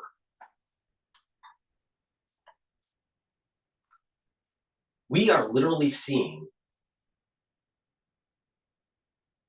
a major fissure between American society. And that fissure is between the haves and the have-nots. Now, of course, we've had haves and have-nots ever since I was born. All right? But that fissure between them is dividing much quicker. And the disparity between the haves and the have-nots is so much more now. The magnitude is so much more because of people and their equity positions.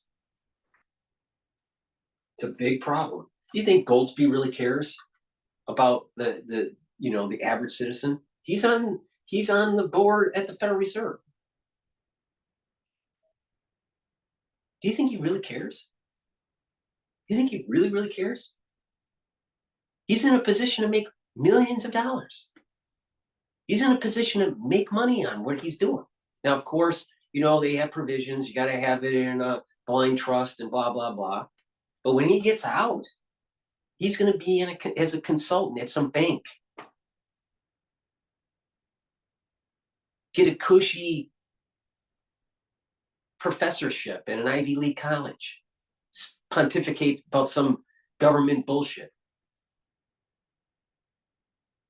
While the average citizen is going to work and paying their taxes on failed policies that were passed in Congress and failed monetary policies by the Federal Reserve. Meanwhile, if you're rich, you'll make money on those failed policies. Socialize the risks, privatize the gains.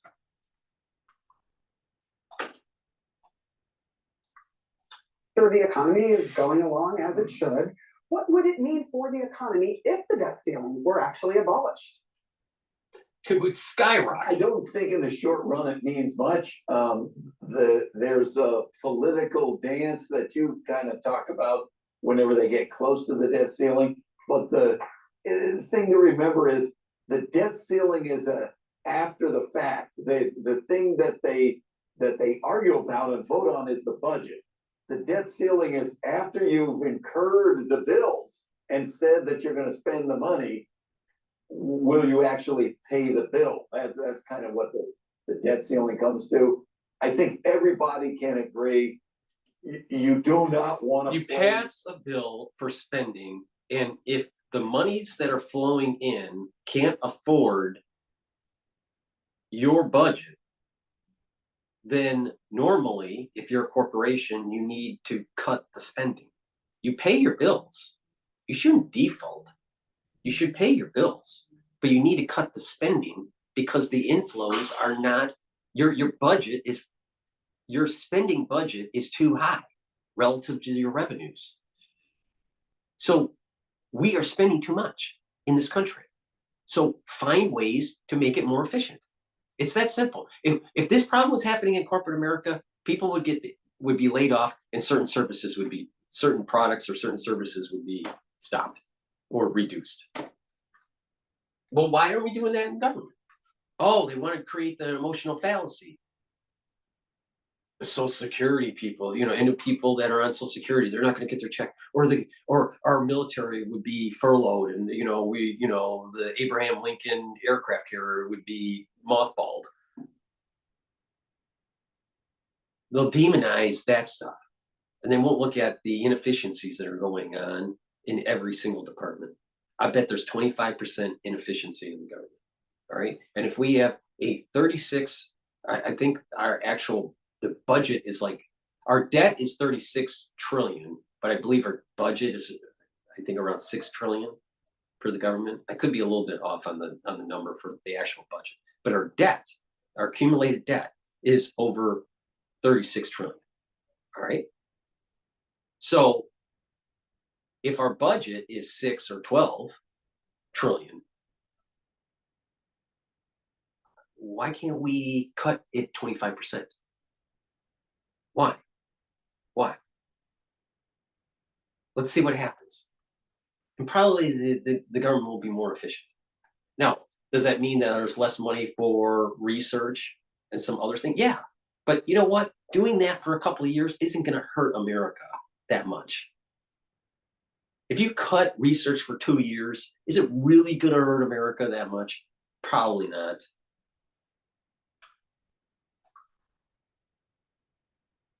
We can't keep on going down this road. I mean, literally, the only reason why people have nice suits in America is because we have a $36 trillion debt. who are living on loans.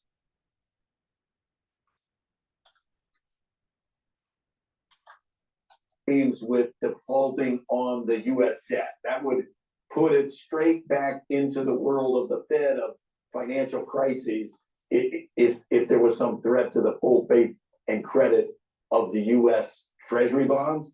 But if they're gonna fight about the budget, all power to them. You know, that's the purview of Congress and the president. They'll have to figure out what the priorities are going forward. It is highly possible, likely, that the debt ceiling fight will end up coming up again in March, when the current bill expires. So I'm curious, the chaos in Congress, how much does that affect markets and affect you and your concern for the country?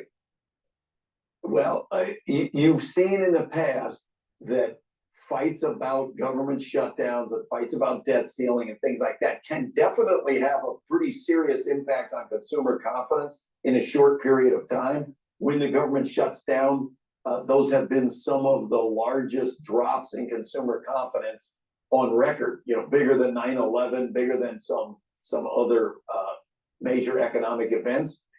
If that affects people's behavior, then over at the Fed, where, like I say, the law tells us we got to maximize employment, stabilize prices. If you start to see consumer. Think about this. You don't raise the debt, the bond market crashes, and the Federal Reserve is going to have to come in and bail it out. It's going to have to print more money to buy the bonds and inject the funds to get people to buy.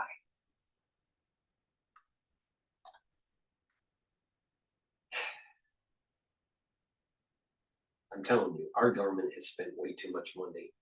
And if they were spending it to do things that make the society more productive, then in the long run, it would be beneficial, like high-speed rail, or doing things where it would allow for a future generation to be more productive, like education. All right, but the problem is that the money that's going into education is making the kids actually dumber, and it's only funding the teachers' pensions. It's the same problem with the MTA system in New York. Some of the money goes to retrofitting the rail system and fixing it up, but a lot of it is to fund the pension. So they keep on raising the rates for tolls. Now they have congestion pricing. Well, what if those pensions are just cut? Why do users of a service like the MTA system have to fund the pension of the workers of the MTA? Why can't they fund their own retirement? I mean, most people don't have pensions. Most people have to save either in a 401k or an IRA or in an individual account and save for their retirement. What makes the MTA so special? What makes the government employees so special? Stop the funding of these pensions.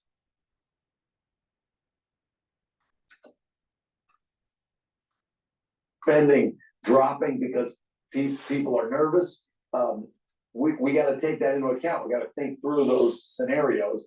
And likewise, the financial aspect of government shutdowns, if they're long and extended, that they can affect the overall economy, or short-run fights about the debt ceiling where there's going to be some question about can we make payments?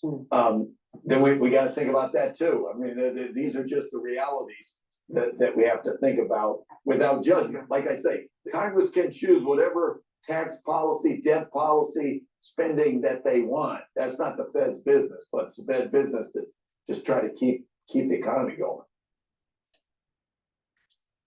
Amazing. Tonight, Elon Musk. Absolutely amazing. All right. All right, what else is going on in the news here?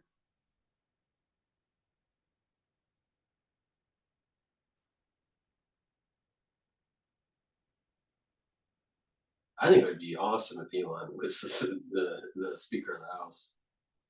I think that would be hilarious. That's what we need. You know, we need to shake up the system.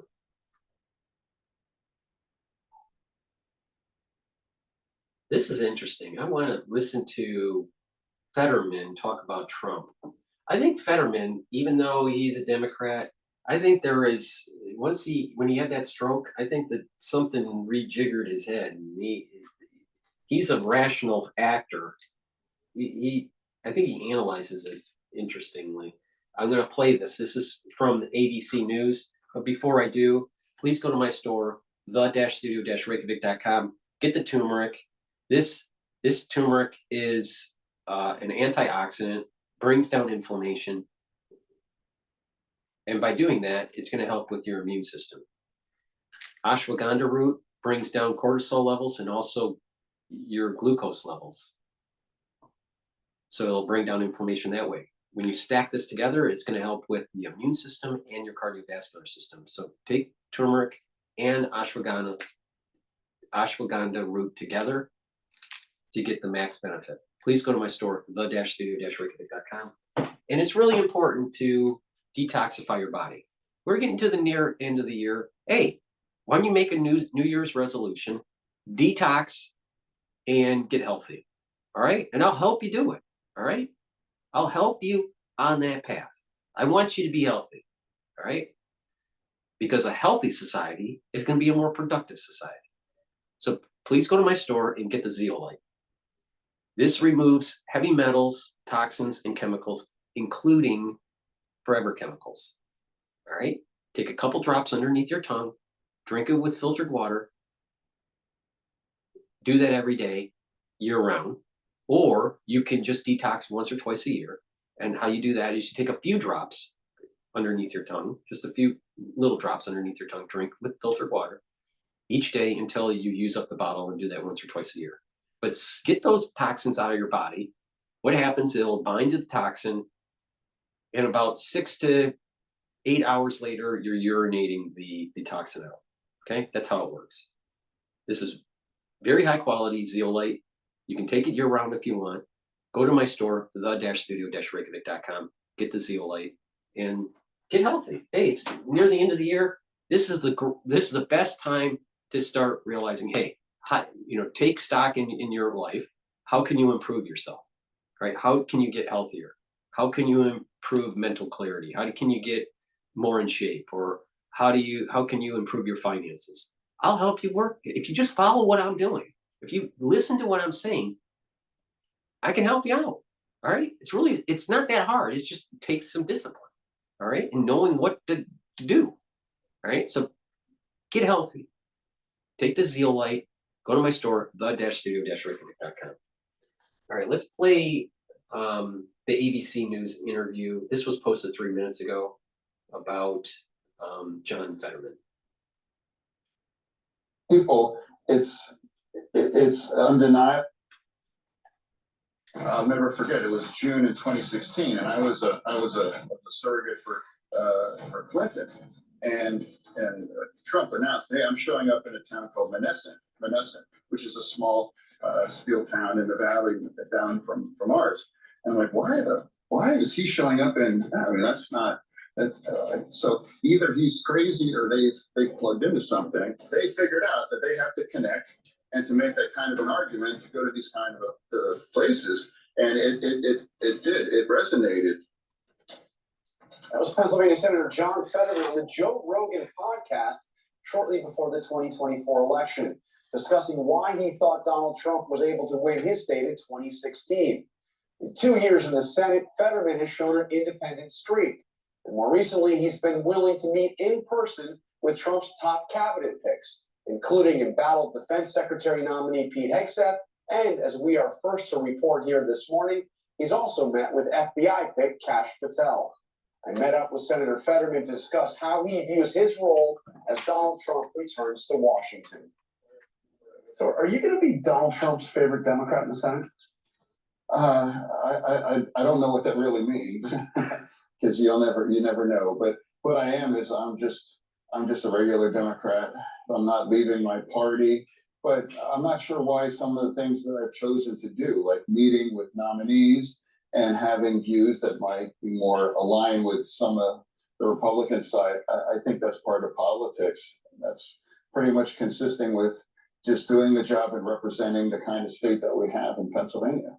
Looking forward, what are you most optimistic about with a Trump presidency, and what do you fear?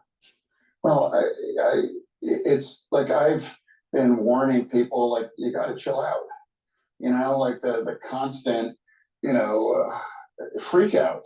It's not helpful. So, pack a lunch, pace yourself, because he hasn't even taken office yet. Do you think he has the potential to be a successful and a good president? I hope, because I'm not rooting against him. If you're rooting against the president, you are rooting against the nation. And I'm not ever going to be where I want a president to fail. So country first. I know it's become maybe like a cliche, but it happens to be true. What was the single biggest factor behind Kamala Harris and Democrats losing in November? You have a singular political talent. It's undeniable. Trump. He had the energy and almost a sense of fearlessness to just say all those kinds of things. And people, it's undeniable that it has an entertaining aspect for that too. And just, if you're not afraid to say all of those things, and after you survived an assassination, you literally were shot in your head and had the presence of mind to respond, fight. I mean, that's a political talent. It's undeniable. And also, I never believed that it was about fascism. And for me, that made it difficult. Kamala Harris said that he was a fascist. Yeah, well, it's like, that's her prerogative. I mean, but it's not a word that I would use, because you put a lot of Democrats, especially in my state, that I know, and I happen to love people that are going to vote for Trump, and they are not fascists. And also fascism, that's not a word that regular people, use. That, I think people are going to decide who is the candidate that's going to protect and project, my version of the American way of life. And that's what happened. I talked to a lot of Democrats before the election who were saying, we're going to win, Harris is going to win in Pennsylvania. But you saw this coming. If you live in Pennsylvania and you spend time in Red County, Pennsylvania, as much as I did, the support's astonishing. I mean, I was driving home from Indiana County at 9 o'clock, and there was a Trump superstore on the side of a road, 9 o'clock on Friday night, and people are buying swag. And then that really crystallized at the assassination. And that was in Butler County, Western Pennsylvania, fairly close to where I live. And the day or two later, you start seeing people wearing shirts with that iconic picture, and the energy and the anger. And it's like, wow, I really thought, in fact, I thought that might be ball game. And then the second thing really, and that's when Musk and I we're in the business. Surrogacy is part of it, and sometimes it really has much of an impact, but I knew that was going to be a special one. And the endorsement by Elon Musk. Yeah. Well, an endorsement and an active one, and I'm not even talking about his checkbook. Yeah. It's rare if you have a surrogate that has a lot of fanboys and is very compelling to a lot of the demographic that we are losing in our party and in Pennsylvania. Do you think he would have won without Elon Musk? Well, I'm not sure if we would have lost Bob Casey, but I do think Trump, it would have been closer. I really believe that it mattered. We lost Bob Casey for 15,000 votes. And yeah, I'm sure he did move the needle. It's undeniable. How would you grade the Trump transition? Well, I mean, it's not really a grade, but I'm saying this as a Democrat. It's like I clearly, after he announced Gates, and I'm like, that's just, I described it, that's God tier trolling. I mean, that was never serious. And anyone here in Congress knows that he's despised by Republicans too. So that also set the stage, and here's what's coming.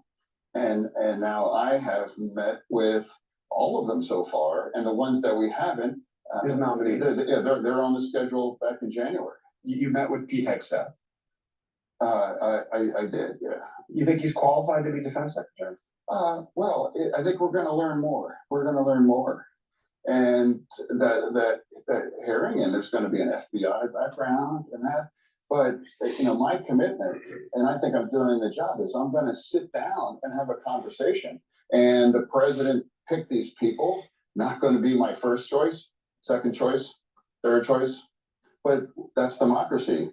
And to me, it would be distressing if he is confirmed, if the Democrats are going to turn our back collectively to the leader of the defense.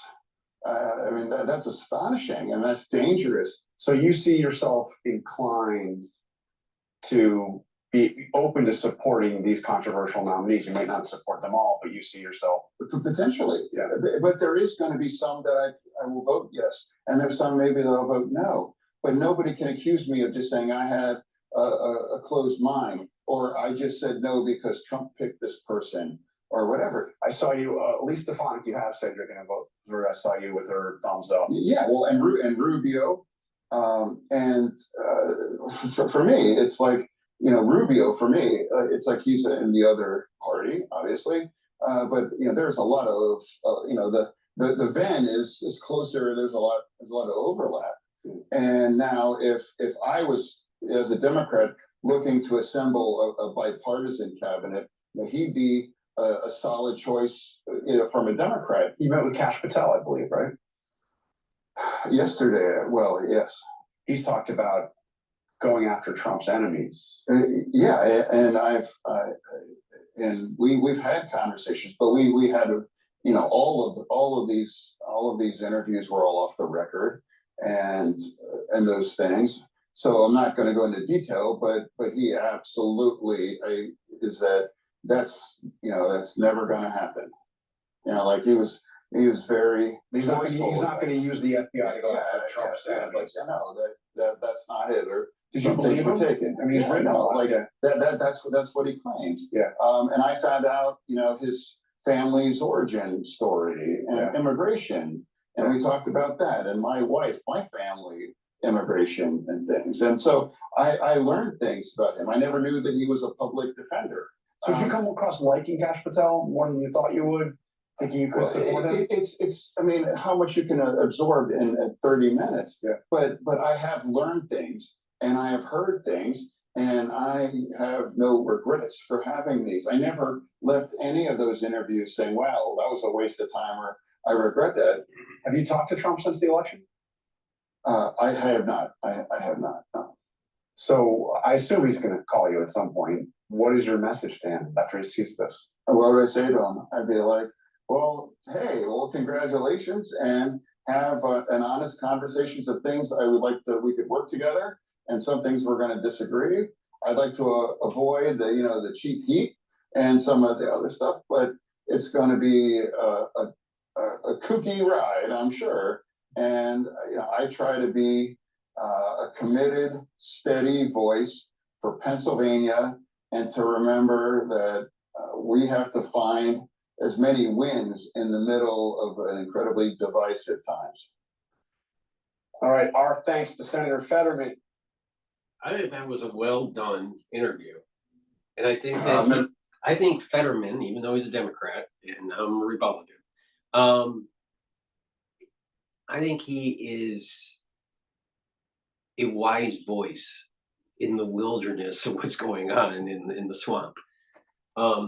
Please go to my store, the-studio-reykjavik.com, and get this structural nano silver toothpaste that I offer. It's a very high quality toothpaste. It has no fluoride in it. And because of the structural nano silver, it's going to whiten your teeth, freshen your breath, help with your gum line. As you get older, your gum line starts to recede. So you can help heal that. In addition, by having a good oral hygiene, by neutralizing pathogens, you're reducing the chances of cardiovascular and valvular disease. That's really important because when people get older and their gum line starts to recede and they start getting bloody, gums and poor oral hygiene, and they're starting to lose their teeth and all this, they start to absorb some of this, the plaque that is built up, or pathogens are getting into the bloodstream. That causes problems at the vascular level and at the valvular level. You don't want that. You want good oral hygiene all the way through your geriatric years. So please go to my store, the-studio-reykjavik.com, get the structural nano silver toothpaste. This is going to be the best toothpaste that you can purchase. Get a few tubes of it for your household. It's very high quality. Go to my store, the-studio-reykjavik.com. And again, use discount 5 for the discount. All caps. Now, I have 2 different types of probiotic. I have a powdered version, which I take every day. I mix it with my hummus for my lunch, or a veggie cap version. Both are very high quality. Should be taking a probiotic every day. And through taking a probiotic, you're reducing inflammation in your gut. You're improving your mucosal lining in your gut. You're improving your metabolism. You're improving your liver, because the gut and the liver are connected. And by improving your liver, you're improving detoxification of your body, improving metabolism, and improving your gut health improves your mental acuity and your mood. So if you want to reduce depression, start with your gut. If you want to increase mental acuity, start with your gut. And with a good gut, you also help with your skin, your hair, your nails. So there's lots of benefits. A lot of people don't realize poor gut health can lead to other systems showing poor health. So start with the gut. Go to the store, my store, the-studio-reykjavik.com, and get either one of these probiotics. Take it every day. Really important. All right, now let's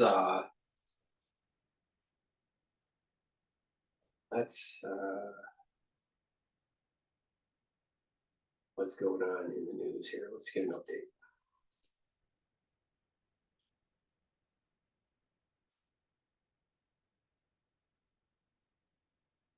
All right, I want to play, I don't want to do that one. What's going on here? Wait, Keith Olbermann. Oh, that was 3 days ago. I don't want to play that. It's kind of striking that today's kind of a slow news day, actually. Even though there were some things that were happening. Let's go live with Al Jazeera and see what's going on internationally. Is a Bitcoin ETF the same as owning Bitcoin directly? No. While Bitcoin ETFs might offer a familiar face, they lack the true ownership and fun. He was asked about the new Syrian army, and he said that now we have achieved a revolution, and there must be no armed groups holding the arms, including the Kurdish forces backed by the United States. And that is quite a clear message, because many here are concerned that, particularly the Kurdish forces backed by the United States in the northeastern of the country, there must be secure measures or the agreement between the central government and them. So another issue, another concern, since HTS dominant forces taking over the country, is what about the minorities? Whether the new administration is going to be tolerant enough against the minorities, whether the minorities are going to be represented fairly in New Syria or not. That question is being repeatedly asked to Ahmed Shara, in fact, the leader of Syria, and he, once again, today has assured that all the minorities, Christians, the Ismailis... All right, I want to go to CNN. They interviewed Joe Manchin, and Manchin is stating that Congress will be the worst in history of the U.S. So let's see what Joe Manchin had to say. What do you think about the way that this Congress is ending? I need more than this to get me through the rest of this Congress. This is the worst performing Congress in the history of the United States of America. And it's all because the House cannot move. That one vote vacate, one person can threaten the speaker every time. And the only way you can remain speaker is to do nothing. Because you're gonna make someone upset. There are very fewer and fewer people like you in the Senate. I mean, is that? Well, I call you and say, thank God. Yes, they would, including some of your former party. Oh, many of my former party. Do you still consider yourself a Democrat? I am not a Democrat in the form of what the Democratic Party has turned itself into, the national brand, absolutely not. And they know that. They're all good people on both sides. But what do you think is the reason for, you said you're not a Democrat. What caused Joe Manchin to divorce himself from the Here's what Democratic I told them. I said, you ought to figure out how you lost somebody like me. I was born as a Democrat because of my grandfather's love of FDR. I was a very strong Democrat because of my family's love of John Fitzgerald Kennedy. I came through the whole iteration, and I was a Democrat in West Virginia, and it's always been a 75–80% where I will be a Democrat, registered Democrat. But there was a split. I was never in the liberal side of it. I was never in the establishment side. So I always had to fight my way through. But what is the shift? Is it a shift on social brand, issues? Yeah, the brand got so bad. The D brand has been so maligned from the standpoint of it's toxic. And the D brand is basically this. You know, I've told them, I said, first of all, as an American and as someone in the Senate, and I'm going to take the Constitution, the Constitution, that I take very, very, very, very seriously. I'm going to help every human being to pursue the happiness in their life. Pursue the happiness. I don't care who they are. I don't care what color. I don't care any of the things. Do it, and that's you. I'm going to make sure you have the opportunity right to live your life. Just don't make your life, if it might be on the extreme or in the minority, make me believe that's normal. Or make me and my family believe it, my children believe it, or this or that. No, I will protect you. Just don't try to mainstream it. And the Democratic Party, the Washington Democrats, have tried to mainstream the extreme. How would you describe what the Democratic brand is right now? In a couple of words, what is the Democratic brand? You know, make it for sweet treats, for special deliveries, for uncompromising quality. You know, it's basically infringement on me making decisions. And let me tell you why. The Democrat I grew up with, they wanted to make sure that people had an opportunity for a good job, a good pay. They would make sure you got a decent pay where you have some benefits and you can enjoy your family, and make sure you had a safe working condition. That was one of those things. Okay, that's all. They never infringed over that. Oh, you can't live your life that way. You can't say this. You can't do this. I mean, there was a fairness in it. So you think it's changed? It has changed tremendously. They have basically expanded upon thinking, well, we want to protect you there, but we're going to tell you how you should live your life from that far off. It's the mindset of the left, the progressive left, which was always a minority. In West Virginia, the Democratic Party is perceived for more attention and more resources to people that are capable and able-bodied that won't work or don't work than those that do. Okay, this is from the incoming chair of the House Progressive Caucus. He says, if the Democratic Party was a little more like Chairwoman Jayapal and a little less than Joe Manchin, I think we would have won this election. They'd have lost. They got to be nuts. For someone to say that, they've got to be completely insane. Right. The people in America voted, they had that opportunity, to vote with Kamala Harris and with Donald Trump. Donald Trump, not much hasn't been said. You know exactly what you're getting. He hasn't made any bones about it. But you might say that's too far right, okay? If that's the case, then why did they go too far right when Kamala was trying to come back to the middle a little bit, okay? And they're saying if Kamala would have been who she always has been, pretty far to the left, it would have been better for her. That's crazy. So why do you think that Harris lost? Well, first of all, Kamala had a hard time just getting any type of support or favorability when she was 4 years as a vice president. I think her numbers were always low for whatever reason. So it wasn't connecting there. Now all of a sudden they said, and I heard this too, but she only had 100 days.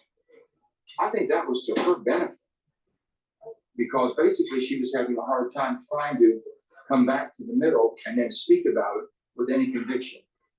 So you think that she was too far left and she tried to shift to the middle and people didn't believe? If you try to be somebody you're not, it's hard. You had considered running for president. You had waited. Well, take us through your mindset. I mean, you were thinking about running first in the Democratic primary, and then you were thinking about potentially running after Biden dropped out. Before he answers that question, because he's probably going to run against J.D. Vance in 2028. But please go to my store, the-studio-reykjavik.com, and get the structural nano silver gel. This is a dual purpose product. This helps to heal your skin. You can use it as skincare. You can put it on wounds. It'll help to speed up the process. A great way to use it as a skincare is you put it on your skin at night and then exfoliate in the morning. Your skin will be clearer and tighter. It works really well with my skincare anti-aging box. So, use it as an individual product or as a full skincare box that I have on my store. But this also will neutralize pathogens. So you can put it on your hands, around your mouth, around your nose, around your eyes, around your ears, lightly coat your nostrils. And what will happen is that you're creating a barrier. It's neutralizing pathogens and you're getting through the cold season. So please go to my store, get a tube of this. I have it in two varieties here. You can get it in a tube form or in this dispenser form. Either one works as well and works the same way and it's dual purpose. So go to my store, get the structural nano silver gels that I offer, and be prepared for the cold season or just for everyday skincare. Another product that I have that's part of my first pillar of my anti-aging protocol is taking Max 35. I take a teaspoon of this a day. If you're not feeling well during the cold season or whatever, take a tablespoon or two a day. You just swish it in your mouth, gargle, and then swallow. Gargle, about 20 seconds, 30 seconds, and then swallow. And what's happening is you're improving your oral hygiene, you're neutralizing, and you're maintaining that mucosal barrier. So you're mitigating any problems, any further problems. So I take this every day. It boosts up your immune system. So please go to my store, the-studio-reykjavik.com, and get the Max 35. I also have it in Max 14 form. So let's go back to what Joe Manchin has to say. First of all, I saw every cross section that you could see of any polls, and it was very clear that the people of America did not want a repeat of Joe Biden and Donald Trump. They didn't want that, and there was an avenue, there was a middle road to be had. They would want someone in the centrist, whether it be a former Democrat who's in the center, former Republican in the center, put a team together, show them how to reunite America, show them how to make it work, how we can work together, and put our country before our party or our own thoughts and own self-service. We saw that very clearly. But you had to be on 50 ballots. You were having a hard time getting on all 50 ballots. My friends know they had more time. That was very costly, very expensive. And I said, with all due respect, I'm not going to be a spoiler. I have no chance of winning if I can't participate in all 50 states. So why would I put myself through that or anyone else and go down in history books as a spoiler? You told me that you were not going to vote for Kamala Harris. So who did you vote for? That's mine. That's mine. But you didn't vote for Trump either. That's fair to say. I participated in the process. There's many ways to participate. And I've never asked people who they voted for because I could care less. I've never asked people who they voted for. I never said, do I ever vote? Although I remember you wouldn't say if you voted for Obama the second time either. So I participated. But you did vote for Biden. And you did vote for Obama the first time. Correct, first time. Yes. But the second time you won't say. First time you're correct. Okay, so you diagnose what's wrong with the Democratic Party. So That's what's just wrong, what's wrong with the Republican Party? Oh my, well, from the standpoint, just common sense. Okay, some gun sense. So you think they're too extreme on the issue of guns? They're too extreme, they're just common sense. But besides guns, what would you say the problem is with the GOP? Well, I'm just saying right now, from the GOP, as well, just, they haven't taken serious the debt. And they've always been debt concerned. They haven't taken debt. No one's even talked about it. I remember you told me that you thought Trump was a threat to democracy. I mean, you were very concerned. January 6th was a bridge too far for me, and I think they all know that. But I got along fine with him. We still get along. We're friendly. You were in the box this weekend in the Army Navy game. It wasn't that I was invited, but I wasn't thrown out. You weren't invited? No, I mean, they were just very cordial. I was up in that area. It's very close to that box. And then just kind of walked in. They were very accommodating. The president was very nice to talk to them. Yeah, What did you sure. talk about? No, we just talked about, I want to help any way I can. I want you to succeed, which I've said every brother American should want your president to succeed, whether you vote for him or not, whether they're the same party or not, whether you like him or not. I like Donald Trump. I can work with him. I can talk with him. Trump? I get along fine. You voted to convict him twice. They should never have those. Impeachment should never been, censorship should have been done. On both sides. Yeah, well, the second one's a hard one. That's a hard one. The first one should have been First one should be censorship, for sure. But you But voted to convict him. You told me that you like him. And I still get along. We get along fine. There's no problem there. But now that you're leaving, you're a dying breed. Let's be honest. It's your species is going extinct. A moderate in Congress is becoming extinct. Would you agree with that? A moderate Republican and a moderate Democrat. The centrist part of both parties. That's why I think they're about really ready for a third party. They call it the American Party to bring it all together. So the centrist moderate vote decides who's going to be the president of the United States. And when they get here, they don't govern that way. Yeah. Neither side does. They go to respective corners. So if the center had a voice and had a party that could make both of these, the Democrat and Republican Party, come back, okay, that would be something. So you think it's time for a third party? I think it is. What's it going to be called? American Party. American Party. Are you going to be the leader of the American Party? I'll be out there rooting. I'll be the best cheerleader they've ever had. You said the Senate sucks. Things Still does. still sucks. Sucks. Well, the House sucks worse than the Senate. Those poor guys, I feel so sorry for them over there. They can't move. Are you going to miss it? I don't think so. I'm not sure that. I believe in term limits. Next time we should do this on the boat. We will. After January 3rd, we'll do it there. Okay. After January 3rd. And then with some moonshine too, perhaps next time. Well, sometimes you need moonshine. So you know what? Wealthfront offers a I'll cash tell you account what we that just has saw. What we just saw with Fetterman and with Manchin, even though they're Democrats, there needs to be more cordialness between the parties to iron out differences and to do the best for what is needed for the country, and not the special interests and increasing debt and demonizing the American citizen and creating more disparity between the aristocracy and the middle and poor class in the United States. So those two interviews is a glimpse of where America can go. Now, will it get there? I don't know, because you saw the free for all during the shutdown. There's a lot of crazy liberals out there, and there's, so we have to go through, I guess, growing pains. But before I close out the show, it's really important that you follow these streams and participate. The whole idea is for participation through chat, through listening on X, requesting, talking, asking questions. It's not just me giving my opinion on things. Certain things I do have to, give a little bit more insight because people don't have certain understandings of certain things that I think that I have a unique perspective on. But it's not just about me, it's about us, all right?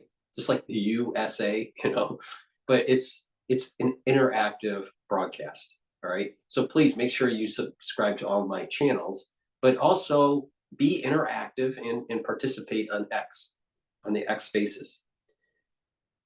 Help support my work by going to the store, the-studio-reykjavik.com, and getting the products that I offer that I take.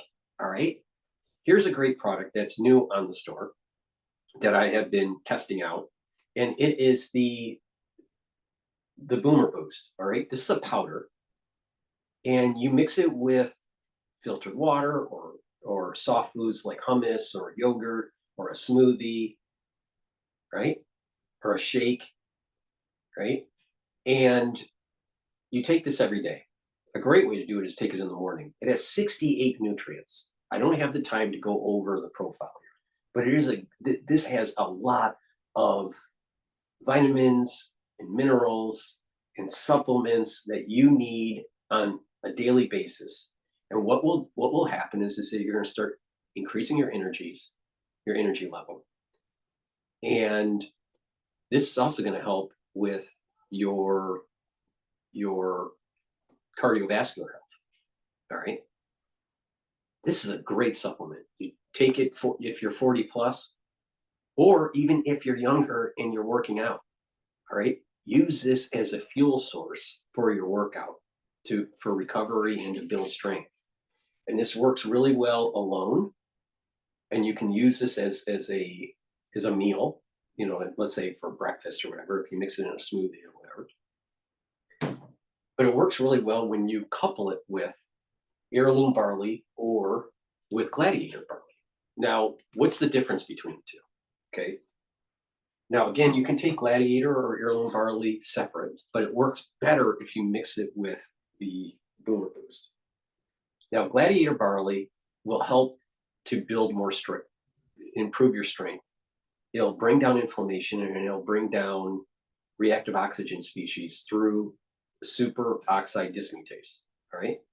So this is a great way. It's a protein, and you just take a few small scoops of this, mix it with your Boomer Boost, put it in your smoothie or your hummus or your yogurt or just filtered water or whatever. Do that daily, and you're really going to see huge benefits. Now, if you're working out, do this before your workout, fuel your body, and then within 30 minutes, then start your training. And then you're going to notice that you're going to have more energy and you're going to recover quicker. So you can do it as for athletes, or if you're not an athlete, let's say you're 40 plus and you need to slow down the aging process and just get healthier. This is a great way to do it. So take the gladiator barley and mix it with the Boomer Boost. All right. But the gladiator barley helps with strength too. It'll bring down inflammation and soak up those free radicals, but it builds up strength. Or the heirloom barley, which is more focused on detoxification, brings down inflammation, and it also soaks up free radicals through superoxide dismutase. So you can take the heirloom barley and mix it with the Boomer Boost that way. If you're more focused on detoxification, do it this method. Or if you're more focused on strength, do the gladiator barley and the boost. Or you can take them separately. It's up to you. Now, I have created a box. It's a longevity boost box where you can purchase Boomer Boost and either gladiator or the heirloom barley, and you get a discount. And you can add to the discount by just using discount 5. So if you're going to buy, 2 containers, it makes more sense to buy the longevity boost and you get a discount. So that's the reason why I created the box for you guys, so you can get a discount. Because I know people are, struggling and to be able to afford supplements. I get it. I understand people have, maybe not the means to purchase everything that I take. I get it. I understand. But I'm trying to provide you with ways to get the supplements at a discount. And a great way to do it is use discount 5, all caps, number 5, you get $5 off. Plus, if you buy an anti-aging box or a longevity box from my store, the-studio-reykjavik.com, you do get a discount in that box because I lowered the price. If you bought the individual items, it would cost more. So please go to my store, the-studio-reykjavik.com. Get the Boomer Boost. All right. Get the nutrients you need. You can use this as a meal. All right. And get the heirloom barley to detox. And you can use this as a meal. Or get the Gladiator, build up your strength. And you can use this as a meal because it's high density protein. Okay. Both heirloom barley and the Gladiator barley is high density protein. So that's a great way to fuel your body if you work out regularly. And when you get older, you know, to be able to give your body the nutrients it needs to get healthy. All right. Do a little bit of resistance training, do a little bit of cardio, and you're going to be doing wonders. So it's a great way to get healthy. So please go to my store, the-studio-reykjavik.com, use discount 5, all caps, and the number 5, and get the anti-aging boxes and the longevity boxes if you're looking for a lower cost solution to the anti-aging protocol. All right, because I've created all these different boxes at different price points and different combinations to try to meet the needs of my viewers. So please go to my store, the-studio-reykjavik.com, support your health and support the work I do by purchasing the products. Thank you for listening. For the ones that have been listening on X Spaces, thank you. I appreciate it. And don't be afraid to, in subsequent episodes, to ask questions. This is meant to be interactive. Thank you for listening and have a nice day.